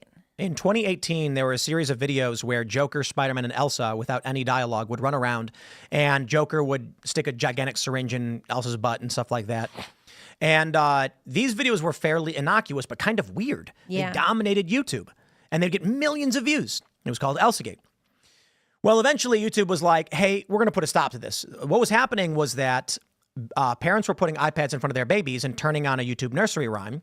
And then YouTube autoplay after an hour would start just autoplaying top trending terms, which tended to be Joker, Spider-Man, and Elsa. So people started exploiting this, noticing the trend, and making these videos where they would run around dressed like Elsa, Spider-Man, and Joker, make a 30-minute long video, get tons of ads because babies can't turn it off.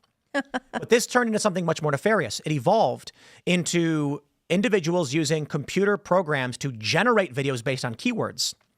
The de-evolution of this became so severe, it ended up with videos on YouTube. The thumbnails would be 2 children eating feces out of a toilet. Oh, disgusting. It would be thumbnails of one child stabbing another child and blood spraying everywhere. And it was feeding these videos to babies because mom would turn on Finger Family Nursery Rhyme. That was the famous song, Finger Family. And it would be a normal video. It would be Finger Family, how are you? And they'd put it in front of the baby. It was a well-produced video. Autoplay would then find the next thing that fit the algorithm.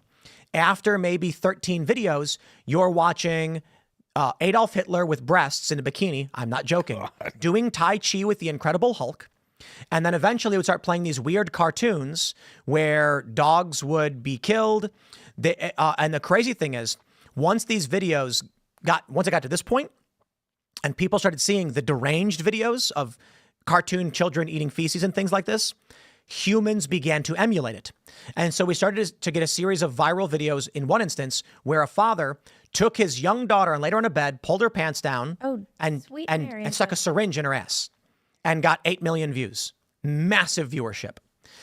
So this guy goes on YouTube, sees this and says, that's what's getting views. I can do that too. Oh, man. So yes, this is the algorithmic psychosis that was generated. YouTube put a stop to it. And I think AI will go in that direction regardless. But that's what we see with Dylan Mulvaney in a different regard. Right. Dylan Mulvaney saw that whenever he one-upped the game, he got more views.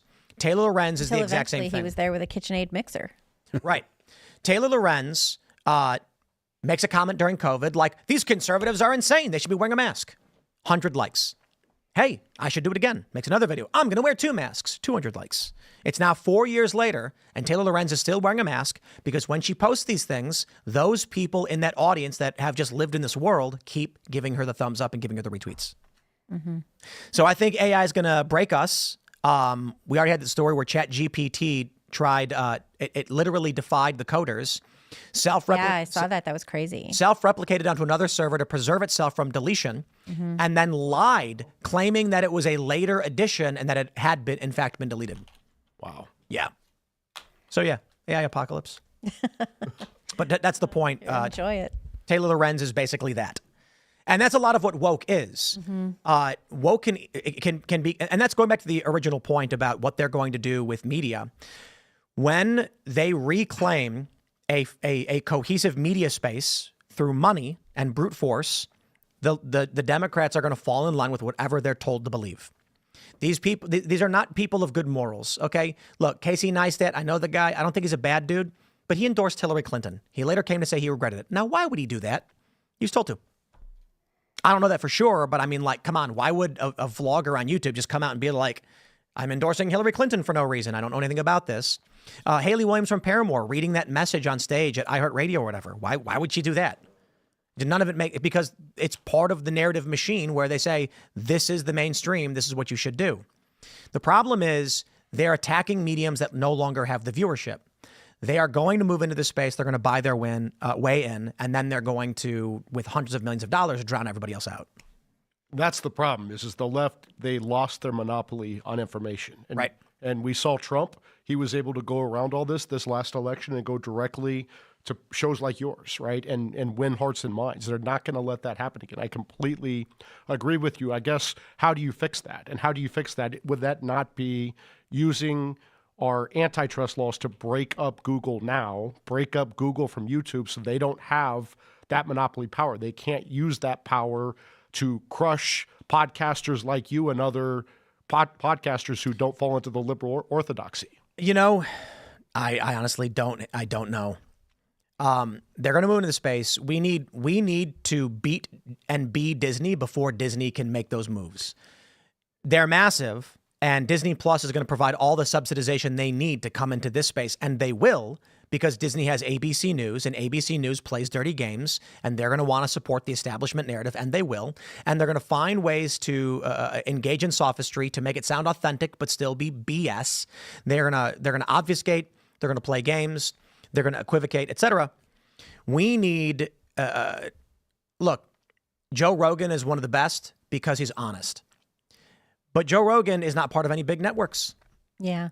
He doesn't have the institutional defense. He has a lot of money. Here's my question. What is Joe doing with his money? I'm not saying Joe has an obligation to do anything. Joe can do whatever he wants. He's got the comedy mothership. These things are really great. He's helped give rise to a lot of personalities. All that's really good. But a Democrat version of Joe Rogan, who gets $250 million in a contract over 3 years or whatever it may be, is going to dump that into politics directly. Joe is not. Joe says, I want a comedy club because comedy is my passion. And that's awesome. I'm not saying Joe has to do anything with that money. I'm just saying that Democrats are going to go, yeah, when we got $250 million, we dumped that into funding politicians and buying media and buying the narrative space. Like Sam Bankman-Fried. He dumped all his money into politicians. Yeah. Bang. There it is. I mean, he went to jail, but, first he dumped all his money into politicians. Once we start getting any kind of Democrat high-profile podcaster with a big reach, if they make $50 million a year, they're going to be like, I'm going to live off 2 and I'm going to put 48 into politics. What about the call her daddy person? Is she putting money into politics? She's making a lot of money. No. All of these people have just and they're being licensed too. The shows are being picked up by big networks. That basically means the networks that pick them up, that's the narrative you're going to get. Right. So if Disney owns a network and then signs somebody and they're seemingly apolitical, don't be surprised when they come out in 2028 and say, guys, I don't really talk politics, but we've had 4 years of Trump. It's not been the worst, but I do think it's time for a change. And that's why, I've been looking at, Pete Buttigieg, and I've really just thought he's a great guy. And that's where it's going to go. So the challenge we face right now is that everybody in the independent space that had this granular effect on the political landscape is doing an every man for himself kind of thing. They're just doing whatever they feel like doing. There's a lot of people I know in the space who make a lot of money, and I genuinely don't know what they're doing with their money. I honestly, where is it going? I know how much money podcasts make. It makes a lot of money. What are they doing? Buying houses, investing, and then just minding their own business. Well, look at Jim Carrey. I mean, he said that he's basically out of retirement and doing a bunch of stuff because he spent too much money. Well, that's unrelated. What I'm saying is unrelated, but people do weird stuff with money and then they don't know where it goes, and it just. So again, I'm not going to pretend I know the path to victory on this one. I can only tell you what I see and what I think. What are we doing here at Timcast? Most of the money that we make, basically almost all of it, is extraneous projects. Boonies HQ, why are we doing skateboarding? Well, I don't play football, I don't play baseball, but I do skateboard, and we can have a positive impact in the skate industry with skateboards like Step on Snack and Find Out. We can sell products, make money, and then start paying skateboarders, which will push out the fringe ideologies. That's one thing we can do. Well, and that's your passion too. I mean, and if you're selling all these skateboards, sure, then you're and Joe knows comedy. Revitalizing also a sport that has been in trouble lately. So. And right. And like as I mentioned with Joe, Joe knows comedy. So he's bringing back that political incorrectness and willingness to speak out. All of these things are good in the cultural front, but we're not heavily political. Mm-hmm. And I don't know that on my own I can be. So we try to do certain things, but I don't know how to play the game that Disney plays, nor to get to the size of Disney and compete with them. So I think in the next couple of years, I've been describing it as we are but a lone privateer on the high seas with a great merchant, contract. The East India Trading Company is on the horizon, and they are going to flatten us. So I don't know how you solve for it, but you need your own Disney, something that can compete in the space, so that it can't be shut out. Now Rumble's doing a pretty good job of this. Because Rumble signed a lot of people and they have their own platform. Hence, Van Jones saying, my kid's on Rumble. Yeah. Bringing on these gamers, bringing on this cultural identity. This is going to, and Dan Bongino as the top producer and the biggest news show in the space right now, it's going to give them the ability to push back on a lot of this narrative. That is extremely important. It's why we use Rumble infrastructure and we love Rumble. But we have to maintain a presence on YouTube, which is the biggest and most valuable podcasting platform in the world right now. I mean, as long as not that Rumble is currently competition, but if what you're saying does happen where Disney moves in and kind of takes over the podcasting space on YouTube, there is going to be a strong push for anyone that's got a mind of their own that doesn't want to, stay within whatever the guardrails that Disney and YouTube decide are acceptable. They're going to move to places like Rumble, and there will be more, more competition, and you'll see Rumble, receive a bump in viewership and stuff because of it. Rumble, I don't know what their revenue stream is, but they, when you hear young people are using Rumble, that's massive. Yeah. Like Van Jones saying his kid's on Rumble. I was surprised by that too. Well, Rumble also sponsored skateboarding, I think Street League. So they're very, very smart in this regard. Go straight to the young people and buy up the younger creators who don't make as much money because they are young. And then 10, 20 years from now, you own the space. And that is potentially one of the most powerful things we have going for us right now. YouTube is the biggest space in terms of what advertisers want, where the money is going to get spent. So Rumble, they're not going to be able to do it alone, but it is awesome that they do exist. Daily Wire is doing a really good job. It is sad that Brett Cooper left because she was massive. I still think comment section will be big with Reagan. And they did $200 million in revenue last year. Granted, being relatively new, it's going to be very difficult for them to go up against Disney or any one of these other major corporate players. Who else is there in the space? Blaze is okay. They're a bit, I don't know what their revenue is, but they're not as big. It is good that they exist. I don't know if there are enough networks. I will say Free Press is doing really, really well. That's good. Yeah. I think Free Press is a good outlet. They're doing well. Yeah. I think a report came out about their revenue, which is really, I don't know what the number was or whatever. Some story broke. And it's good to see. I still think right now, unless people are paying attention to what's coming, we got murky waters ahead. So we'll have to figure it out, man. But I guess I'm only just saying this because it's like everybody's cheering. We did it. We won. And it's like, yeah, but the Empire's going to strike back. Yeah, the idea that anything has been won is absolutely wrong. There was a battle that was won. That was it. And like we were saying earlier, there's a fighting chance now, that we can actually make some significant changes.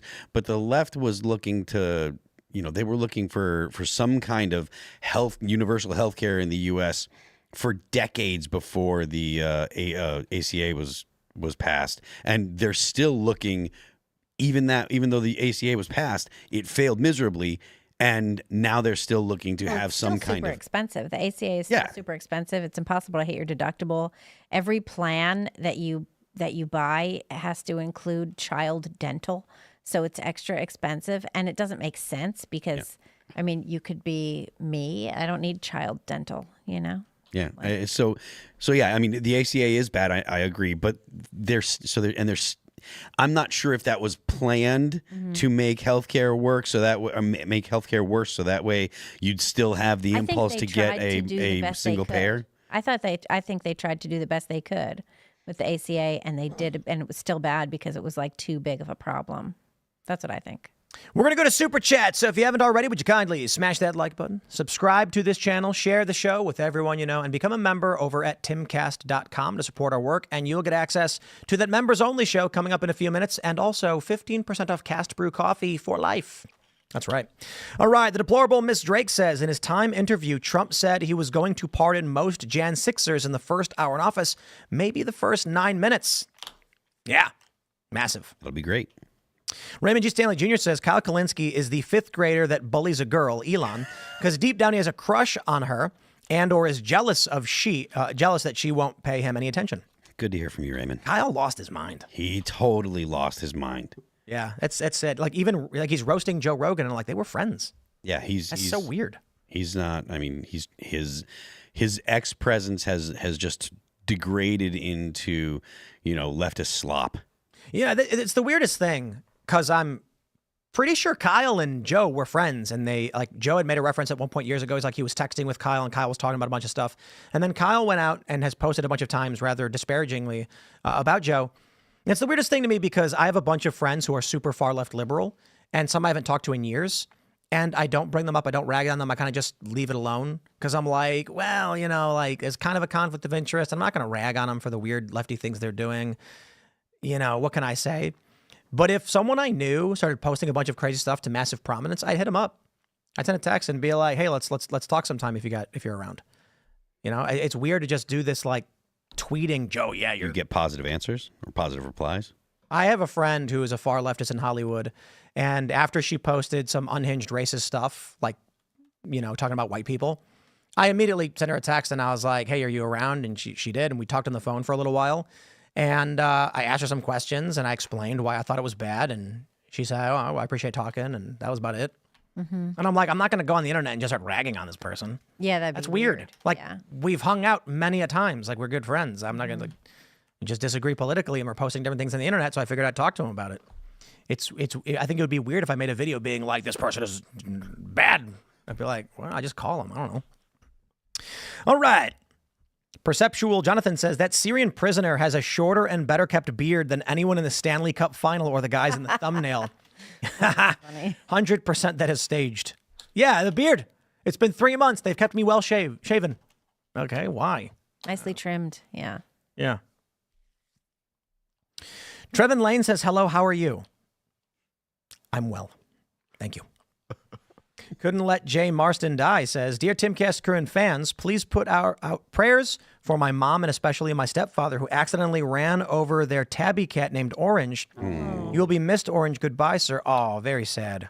That is sad. I always take very serious precaution when I'm moving my car for the first time. I just go real light because you never know. Mm-hmm. It's not even about my cat. Any cat. We have Seamus 3 out here now. Seamus 3 is the wild cat that runs around the property. Ooh. Yeah, so we just call him Seamus 3. I suppose we could demote Seamus 2 to Seamus 3. Oh. Do you feed Seamus 3? I have a couple times. Yeah. But, you know, whatever. Yeah. I feed Seamus 2 as well. Sometimes we go out and get chicken wings when he's around. Yeah. Seamus 1 is our cat. He gets food every day. All right, Adaptive Outdoorsman Podcast says, Tim, thank you for your knowledge on ad sales. I have just acquired my first title sponsor. Congratulations. Hey, there you go. People need to understand what they're worth. Gene says, where are the white women at? I guess right there. Hi. What's up? What have we here? Victor Snyder says, too bad COE job was not on the list for professions that are allowed to use body armor. What is that? COE? COE. I don't know. CEO, you mean? Yeah, because you're not allowed York, you're not allowed to own body armor in New York. Which there's a Supreme Court case addressing that right now, I believe. I don't know if they've actually taken it. They banned body armor. I mean, look, man, when your government's like, you can't have body armor. That's a bad sign. That is bad news. Sign. The only reason they want that is because they want to be able to shoot you and kill you. So, all right. Down and Out Nashville says, I've been to prison, including solitary confinement, and believe me, the lights never go off. They might dim, but they never fully turn off.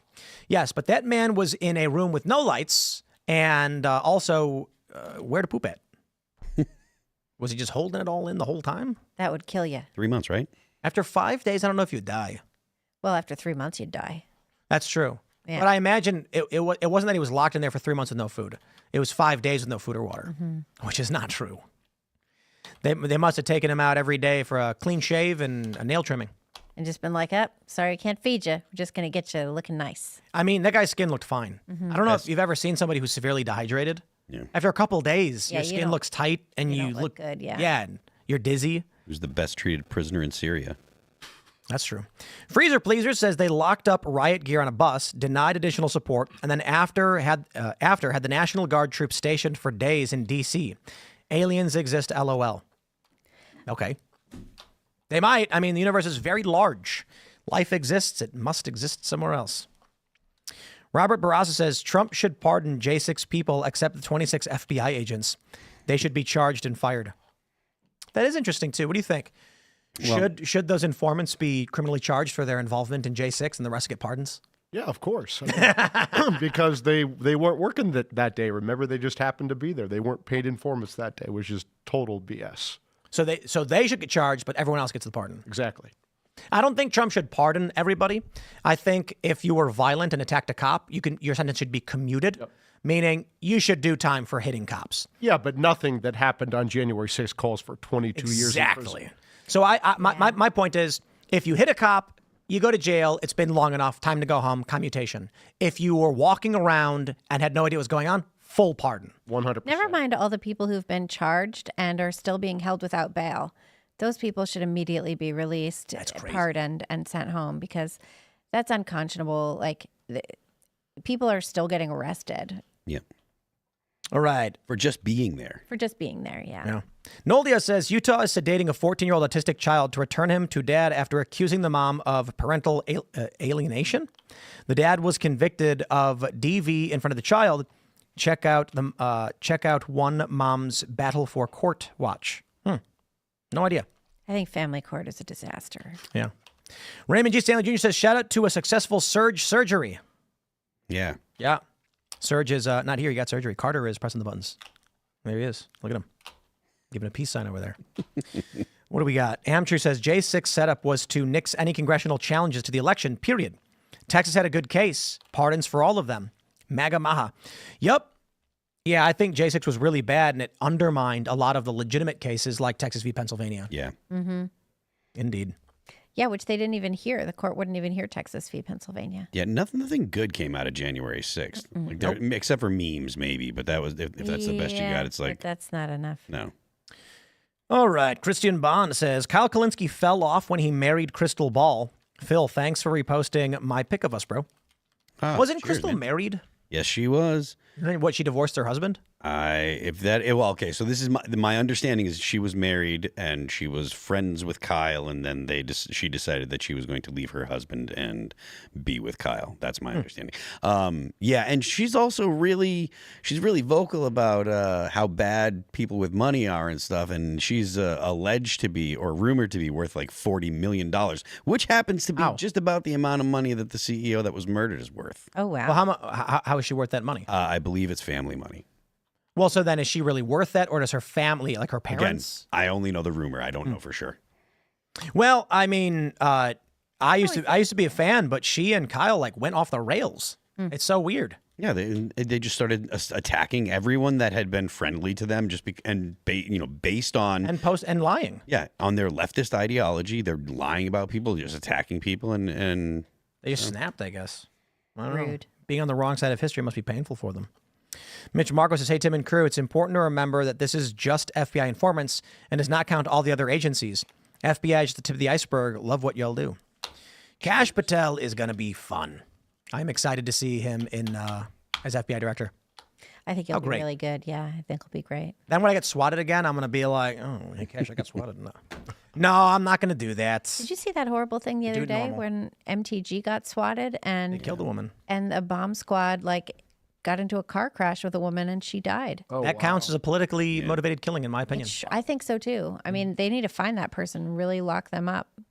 Yeah, Rudyard Lynch, 1,000 dead by April. That's his prediction. And I think it's 7 right now. Yeah. 7 people dead. What do you mean? It's people dead by April? Rudyard Lynch of What If Alt Hist on YouTube made a bet with someone that for $1,000 he believes 1,000 people in the United States will die domestically from politically motivated violence before April or by April.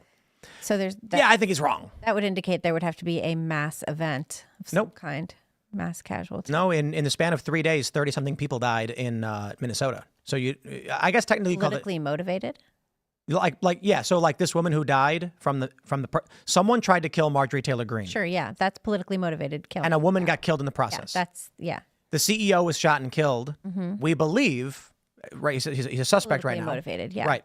Then you had a man who killed his whole family over Trump winning or something. Right. So that's like another 4, and then he killed himself or something like that.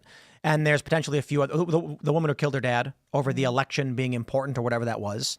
Mm-hmm. So I don't think he's right. However, there's a few different takes on it. One is that 1,000 is just a lot of people. Wait till January when Trump starts pardoning J6ers, and then he starts rubber stamping executive orders and then starts deporting people. It could get crazy. What if we see mass violence from Trump's mass deportations? What if they start arresting a lot of people and then the left starts getting extremely violent. I don't know. I don't believe it, though. I don't think that's going to happen. I think it's excessive. Did you see where Tom Homan said he was going to start with the mass deportations in Chicago? Oh, wow. Mm-hmm. So one other thing to point out is one interpretation is that Rudyard said 1,000, but if 300 people are dead by April, then his general idea would be like, we get what you were saying. Yeah. He said, I hope that doesn't happen. He said he thinks he said Trump would win. There'll probably be a civil war. There will be two hubs of political power. There will be Austin and no. I think he said it would be. He said Austin and D.C. And he said D.C. would be the people's capital and Austin would be the Patriots' capital. And I said, you are wrong.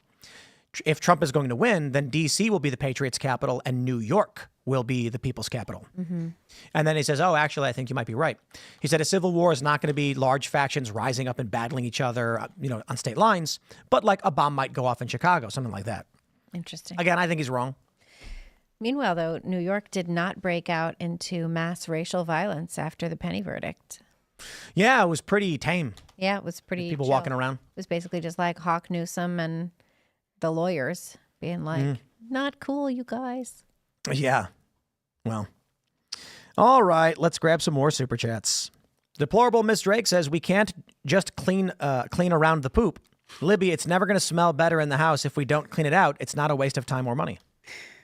That's a terrible way to describe it, but I get what you're saying. Yeah, I get it. Well, no, I really appreciated that conversation because I just hate to see all of this, government sniping. But you guys made a lot of sense. I appreciate it. The Truth says M29, the Kavanaugh hearing, Tennessee 3, all left-wing insurrections. They need to be held accountable. What was the Tennessee 3? The Tennessee 3 is the guys in the state house who were opposed to. Oh yeah. What were they? They were like it was about trans. They really want there to be child sex changes in Tennessee, and so they were standing up for that. And then there was all of that stuff with Audrey Hale, the trans shooter. Yeah. Oh right. But the Tennessee 3 were like the state reps, and it was all about that stuff. Oh right. I remember that. Oh, and there were guns, and then they were Right. like, all you leftists, bring your guns to the state house to defend. And they got kicked out of the state, but then they were all back. Except I think the white lady didn't go back. Do I have that right? Anyway. I don't know. Insert name here says, did you hear BuzzFeed sold Hot Ones to Soros? I did. Is that a big deal or something? I don't know. I don't listen to that. What is Hot Ones? To do a podcast while eating chicken wings? It's a podcast that Kamala Harris's campaign reached out to, and they wanted to be on the show, and Hot Ones were like, we don't do politics. That was the first time I ever heard of Hot Ones, and I still haven't listened to it. It's something to do with hot sauce? I thought it was a sex thing. No, it's hot sauce. They have a bunch of different hot sauce, and I think they just like eat spicy wings or something. While they're doing the show? Someone want to Google I thought that. it was like a relationship thing. I thought it was a hot sauce thing. I have no idea. I don't know. Someone will post in the chat. They do have a hot sauce. You got it. Yeah, what are they eating, like chicken wings or something? I don't know. We were going to do something for the Boonies where we play a game of skate, and every time you miss a trick, you got to shoot an increasingly hotter hot sauce. Mm-hmm. So we'll get like a shot glass and then start my son likes your hot sauce. He tried it. We brought. Well, it's not mine. I mean, whatever it is, it has. Yeah, it's got my name on it. It was made by Sticker if Mule. It's got your name on it. It may as well be yours. Well, Sticker Mule made it, and they brought it to us, and they said this could be all yours. And I was like, okay, that's cool, I guess. Did you see they're turning their giant Trump sign into a tourist attraction in Amsterdam, New York? Wow. Yeah, and the head of Sticker Mule is running for Elise Stefanik's seat. Anthony Constantino. Nice. Rule of Stars says leftist indoctrination taught by what? How did Sargon see this coming 10 years ago? Well, it was coming 10 years ago. Anyone who was in grad school 15 years ago saw this coming also. I smelled it in 2006. Yeah, when I was in grad school, like whenever that was, 15 years ago, it was very clearly happening. Wild. All right. Colin Hinrich says, Libby, you need to understand that this let it go attitude towards government criminality, leftist violence and chaos will result in more brutal abuse. These people would not think twice about making your son an orphan or worse. Remember that. Oh, that's dark. That's dark, man. Well, they did it to Brian Thompson. Yeah, they did. But I don't run an insurance company. What Although what joke is I recently that? have been reminded of Theo Van Gogh. What was the it was a Simpsons joke where Drederick Tatum's like, he's like, I'm going to make orphans of Simpsons children. And then the reporter's like, I believe they have a mother. And he goes, yes, but I assume she'll die of grief. Simpsons. Horrible. That's Richie's horrible. listening. He loves a Simpsons reference. Seamus, too. Richie Jackson and Seamus Coughlin know every line to every Simpson episode ever for some reason. Every single one. I mean, to be fair, so do I. So like the three I know of us a sitting, bunch of them. It's pretty bad when like we're in the car and Richie's there, and then it's just like there's going to be a Simpsons reference, but only up to season 9 or 10. So I says to Mabel, I says, Yeah. yeah. If it's brown, drink it down. If it's black, send it back. Where'd you get $5? I want $5. Money can be exchanged for goods and services. Ill Will says, Phil, did you watch episode 116 of the Sean Ryan Show? New Sarah Adams episode out now. Please watch. No, but I'll check it out. Cool. That guy's great. He is. Zachary Ross says, I am in Greenville, SC. A Chevy Express-sized drone flew above my house. It couldn't have been more than 200 feet in the air. What is going on? Chevy Express size. That's big. Yeah, these are the size of SUVs. Is that... And they were saying on the news they may be manned. So they're not even drones. They're That's just not weird drones? Yeah, they're like just quad-rotor personal aircraft flying all over the place. Wow. Whose are they? Well, I'll tell you this. The funny thing is, what if it turns out this is just like an amusement company legally flying drone rides? No, they're not drone rides, but quad-rotor rides. But if they are, wouldn't we be able to... No, legally. It's legal. It's legal. They came out already and said there's nothing unlawful about whatever it is they're doing. It's legal airspace. I see. Huh? So they were like, we don't know. By the castle, gyrocopters fly around all the time. You can see them, like I don't know, in the summer, just nonstop every day. They shoot across the river at low, like super low altitude. They're like, because the castle's elevated, and standing on the top, like in the parking lot, you're looking downhill, and we'll see gyrocopters flying lower than we're standing along the river. So it happens all the time. So we've got these big things flying around in the air, and everyone's like, "What is going on? What are these things?" And everyone's freaking out. What if like a company just launched legal quad rotor licensed flights? I suppose if that was the case, though, as soon as someone asked the question, the company would just say, guys, it's us. It's a family adventure thing. It's totally legal and safe and insured. Please don't shoot us down. Right. Yeah. It's pretty weird that they're like, we have no idea. Like, why don't you just follow them? I don't understand. Carolina Just Wings and Rotors follow one. expands its services. Is that what it is? No. Just follow one of the drones until it Oh, lands. SkyDrive to introduce SkyDrive EVTOL to South Carolina. It would be funny if they're just like drone transport. It's like Walmart's got drones. You guys see that story? A guy had a Walmart drone flying above his house and he shot at it. That was great. That was great. Yeah, don't fire guns into the air because bolts come down, right? And look, and then he joked when they cuffed him. They put cuffs on the front of his hands on front of him. He goes, "I can't breathe. I can't breathe." He was like 70 something. He's like, I don't care. Do you remember when there was that like little robot drone or whatever that was trying to get across the country and it got to Philadelphia? Oh yeah, and they destroyed Philadelphia it. just like beat the. They just destroyed it for no reason. Yeah. Yeah, but Well, that's not for no reason because it was in Philly. Like, right. That's a reason. We got to do something about drones, man. We were at the castle and a quad rotor was flying over the castle, and I'm like, yeah, okay, that's a major security threat. And we called the police immediately because of the swattings. Drones can carry explosives. So when I see a drone, I ask like, what can we do? And they're like, nothing. And I'm like, I'm going to go ahead and assume this is a threat of my life because of the bomb threats and the swattings if I see a drone, because we know our neighbors and they're not doing this. Someone from a few miles out was flying a drone towards our house, and they said it is a federal crime to take out an aircraft. And I was like, damn. So there's literally nothing you can do. I'm like, well, I'm not going to shoot it. That's nuts. Bolts come down. And I was like, but we can't do anything? Nope, nothing. How low can they go? How close to your house can they get? It was probably 30 feet in the air. What if you could grab it? If I could grab it, I would grab it. Yeah. Because I'm going to be like, it's coming right for me. I don't know. Yeah. But it was about 30 feet above the property filming everything we were doing. And I'm like, that can't be right. Wow. Yep. They have the legal right to be there. They have no legal right to do it, but what can you do about it? Well, you get your gun and... No, you definitely can't do that. Those bolts will come down and kill somebody. Yeah. So definitely don't do that. But there's nothing you can do. Not only is it a federal felony to even, I mean, it's like 17 felonies if you fire a gun in the air at a drone. There's a plethora of felonies. Then the bullet comes down and you add a few more to whoever you hurt. You can't do anything. What about a net? Could you fire a net at it? No, it is a federal crime to take down an aircraft. But not even with not a bullet. Doesn't matter what you do. Downing an aircraft is a federal crime for any reason. And drones are considered FAA vehicles. Wow. Yep. Well, the FAA should get something sorted about that. They absolutely should, because we've had a Who's lot the of new stories. FAA guy, haven't we? We've had a lot of stories of drones flying over people's homes. And the problem is you have no immediate response. Like, we had drones, and I said, okay, so we need to have a drone ready to go so that if the drone comes back, we can launch ours and chase it down and figure out where it came from, and then call the police and say, here's the video this of what this person's doing.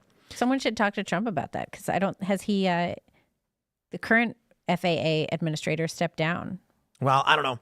But the problem was the drone came by. We immediately came out and launched ours. It took off. It was gone. Before we could get it in the air and do anything, it's gone already. And it came back 3 or 4 times, and we were getting tons of complaints. Even a neighbor was complaining. They were like, yo, why is this flying over our property? And we were like, we can't call the police. The police are like, no, sorry. Some weird creepos can fly over your property and you can do nothing about it. You can't take out an aircraft, but it doesn't have to register a flight plan. Like those drones don't have to register a flight. But you have to be registered with the FAA for sure. You have to be a pilot. You have to be a pilot. If you have a drone. All drones require a pilot's license. Unless it's line of sight. I don't believe that's true. I believe you need a license no matter what. So you can't just go to Walmart and get a drone and fly a drone. You have to be a pilot. Pretty sure you need to get a pilot's license. Not for American-made ones. You can buy the DJI ones. Now, you're breaking the law if you do right. it. But the reason there's no American companies that make drones is because you have to go through all kinds of legal red tape, all kinds of... you need a remote pilot certification from the FAA to fly a drone in the United States. So what they've done is they've outsourced all of this to China, or because of regulations, they've essentially allowed China to corner the market, right? And all of the drones that you can buy in the U.S. are all Chinese. You can use them. You're supposed to have a pilot license to use them, but people do all the time. People buy them and use them without a pilot license all the time. And do we know how much airspace above your house or your property you own? I think it's 400 feet. So, but you can't keep the drones out of that airspace up to 400 feet? So they're illegally entering your... You can't do anything about it? Nope. Wow. I mean, that is nuts. 10 years ago, 12 years ago, 13 years ago, me and my friends, we had been hacking drones and modifying consumer-grade drones for various uses, and we did the first ever live broadcast via drone over a protest at Occupy Wall Street. We did the first ever live broadcast in general when we just flew a drone down the hallway of our hotel and broadcast its video on the internet to anybody who wanted to watch. It was like 240p, super low res, and like 17 people maybe were watching. We don't know. It didn't matter. During Occupy, it was a bit bigger. It was a couple hundred, and we had it flying over a protest at near the courthouse in New York City. And I ended up getting asked to consult the government and universities. It was called I think it was the Northeastern Drone Coalition or something. They had me drive down to, I think it was North Carolina, to help them select the first testing facility, and only one other person showed up. I got on a phone call with them, and I was like, guys, they said, like, what do we need to know about drones? What do you think is going to happen? And I said, someone's going to put a bomb on this, and what do you do? And they were like, what do we do? And I was like, you can't do anything. And literally nothing you can do. We got drones the size of SUVs flying over New Jersey, and everyone's just shrugging at each other. Yeah, that's a weird thing that's going on. We're going to go to the members only show, so smash that like button, share the show with everyone you know. Become a member by going to timcast.com and clicking join us. And as a member, you can watch that uncensored show. You can get into join the Discord server, the chat room basically, and even call into the show to talk to us and our guest. And you'll get 15% off Cast Brew coffee for life once you sign up. You can follow me on X and Instagram at Timcast. Mike, do you want to shout anything out? Shout out about anything you want. Article 3 Project. Go there. Article number 3project.org. All right on. Libby? I would like to shout things out. I would like to shout out thepostmillennial.com and humanevents.com. And my Twitter is at Libby Emmons. And my newsletter, you could sign up for it. And it's thepostmillennial.com/Libby. Thanks.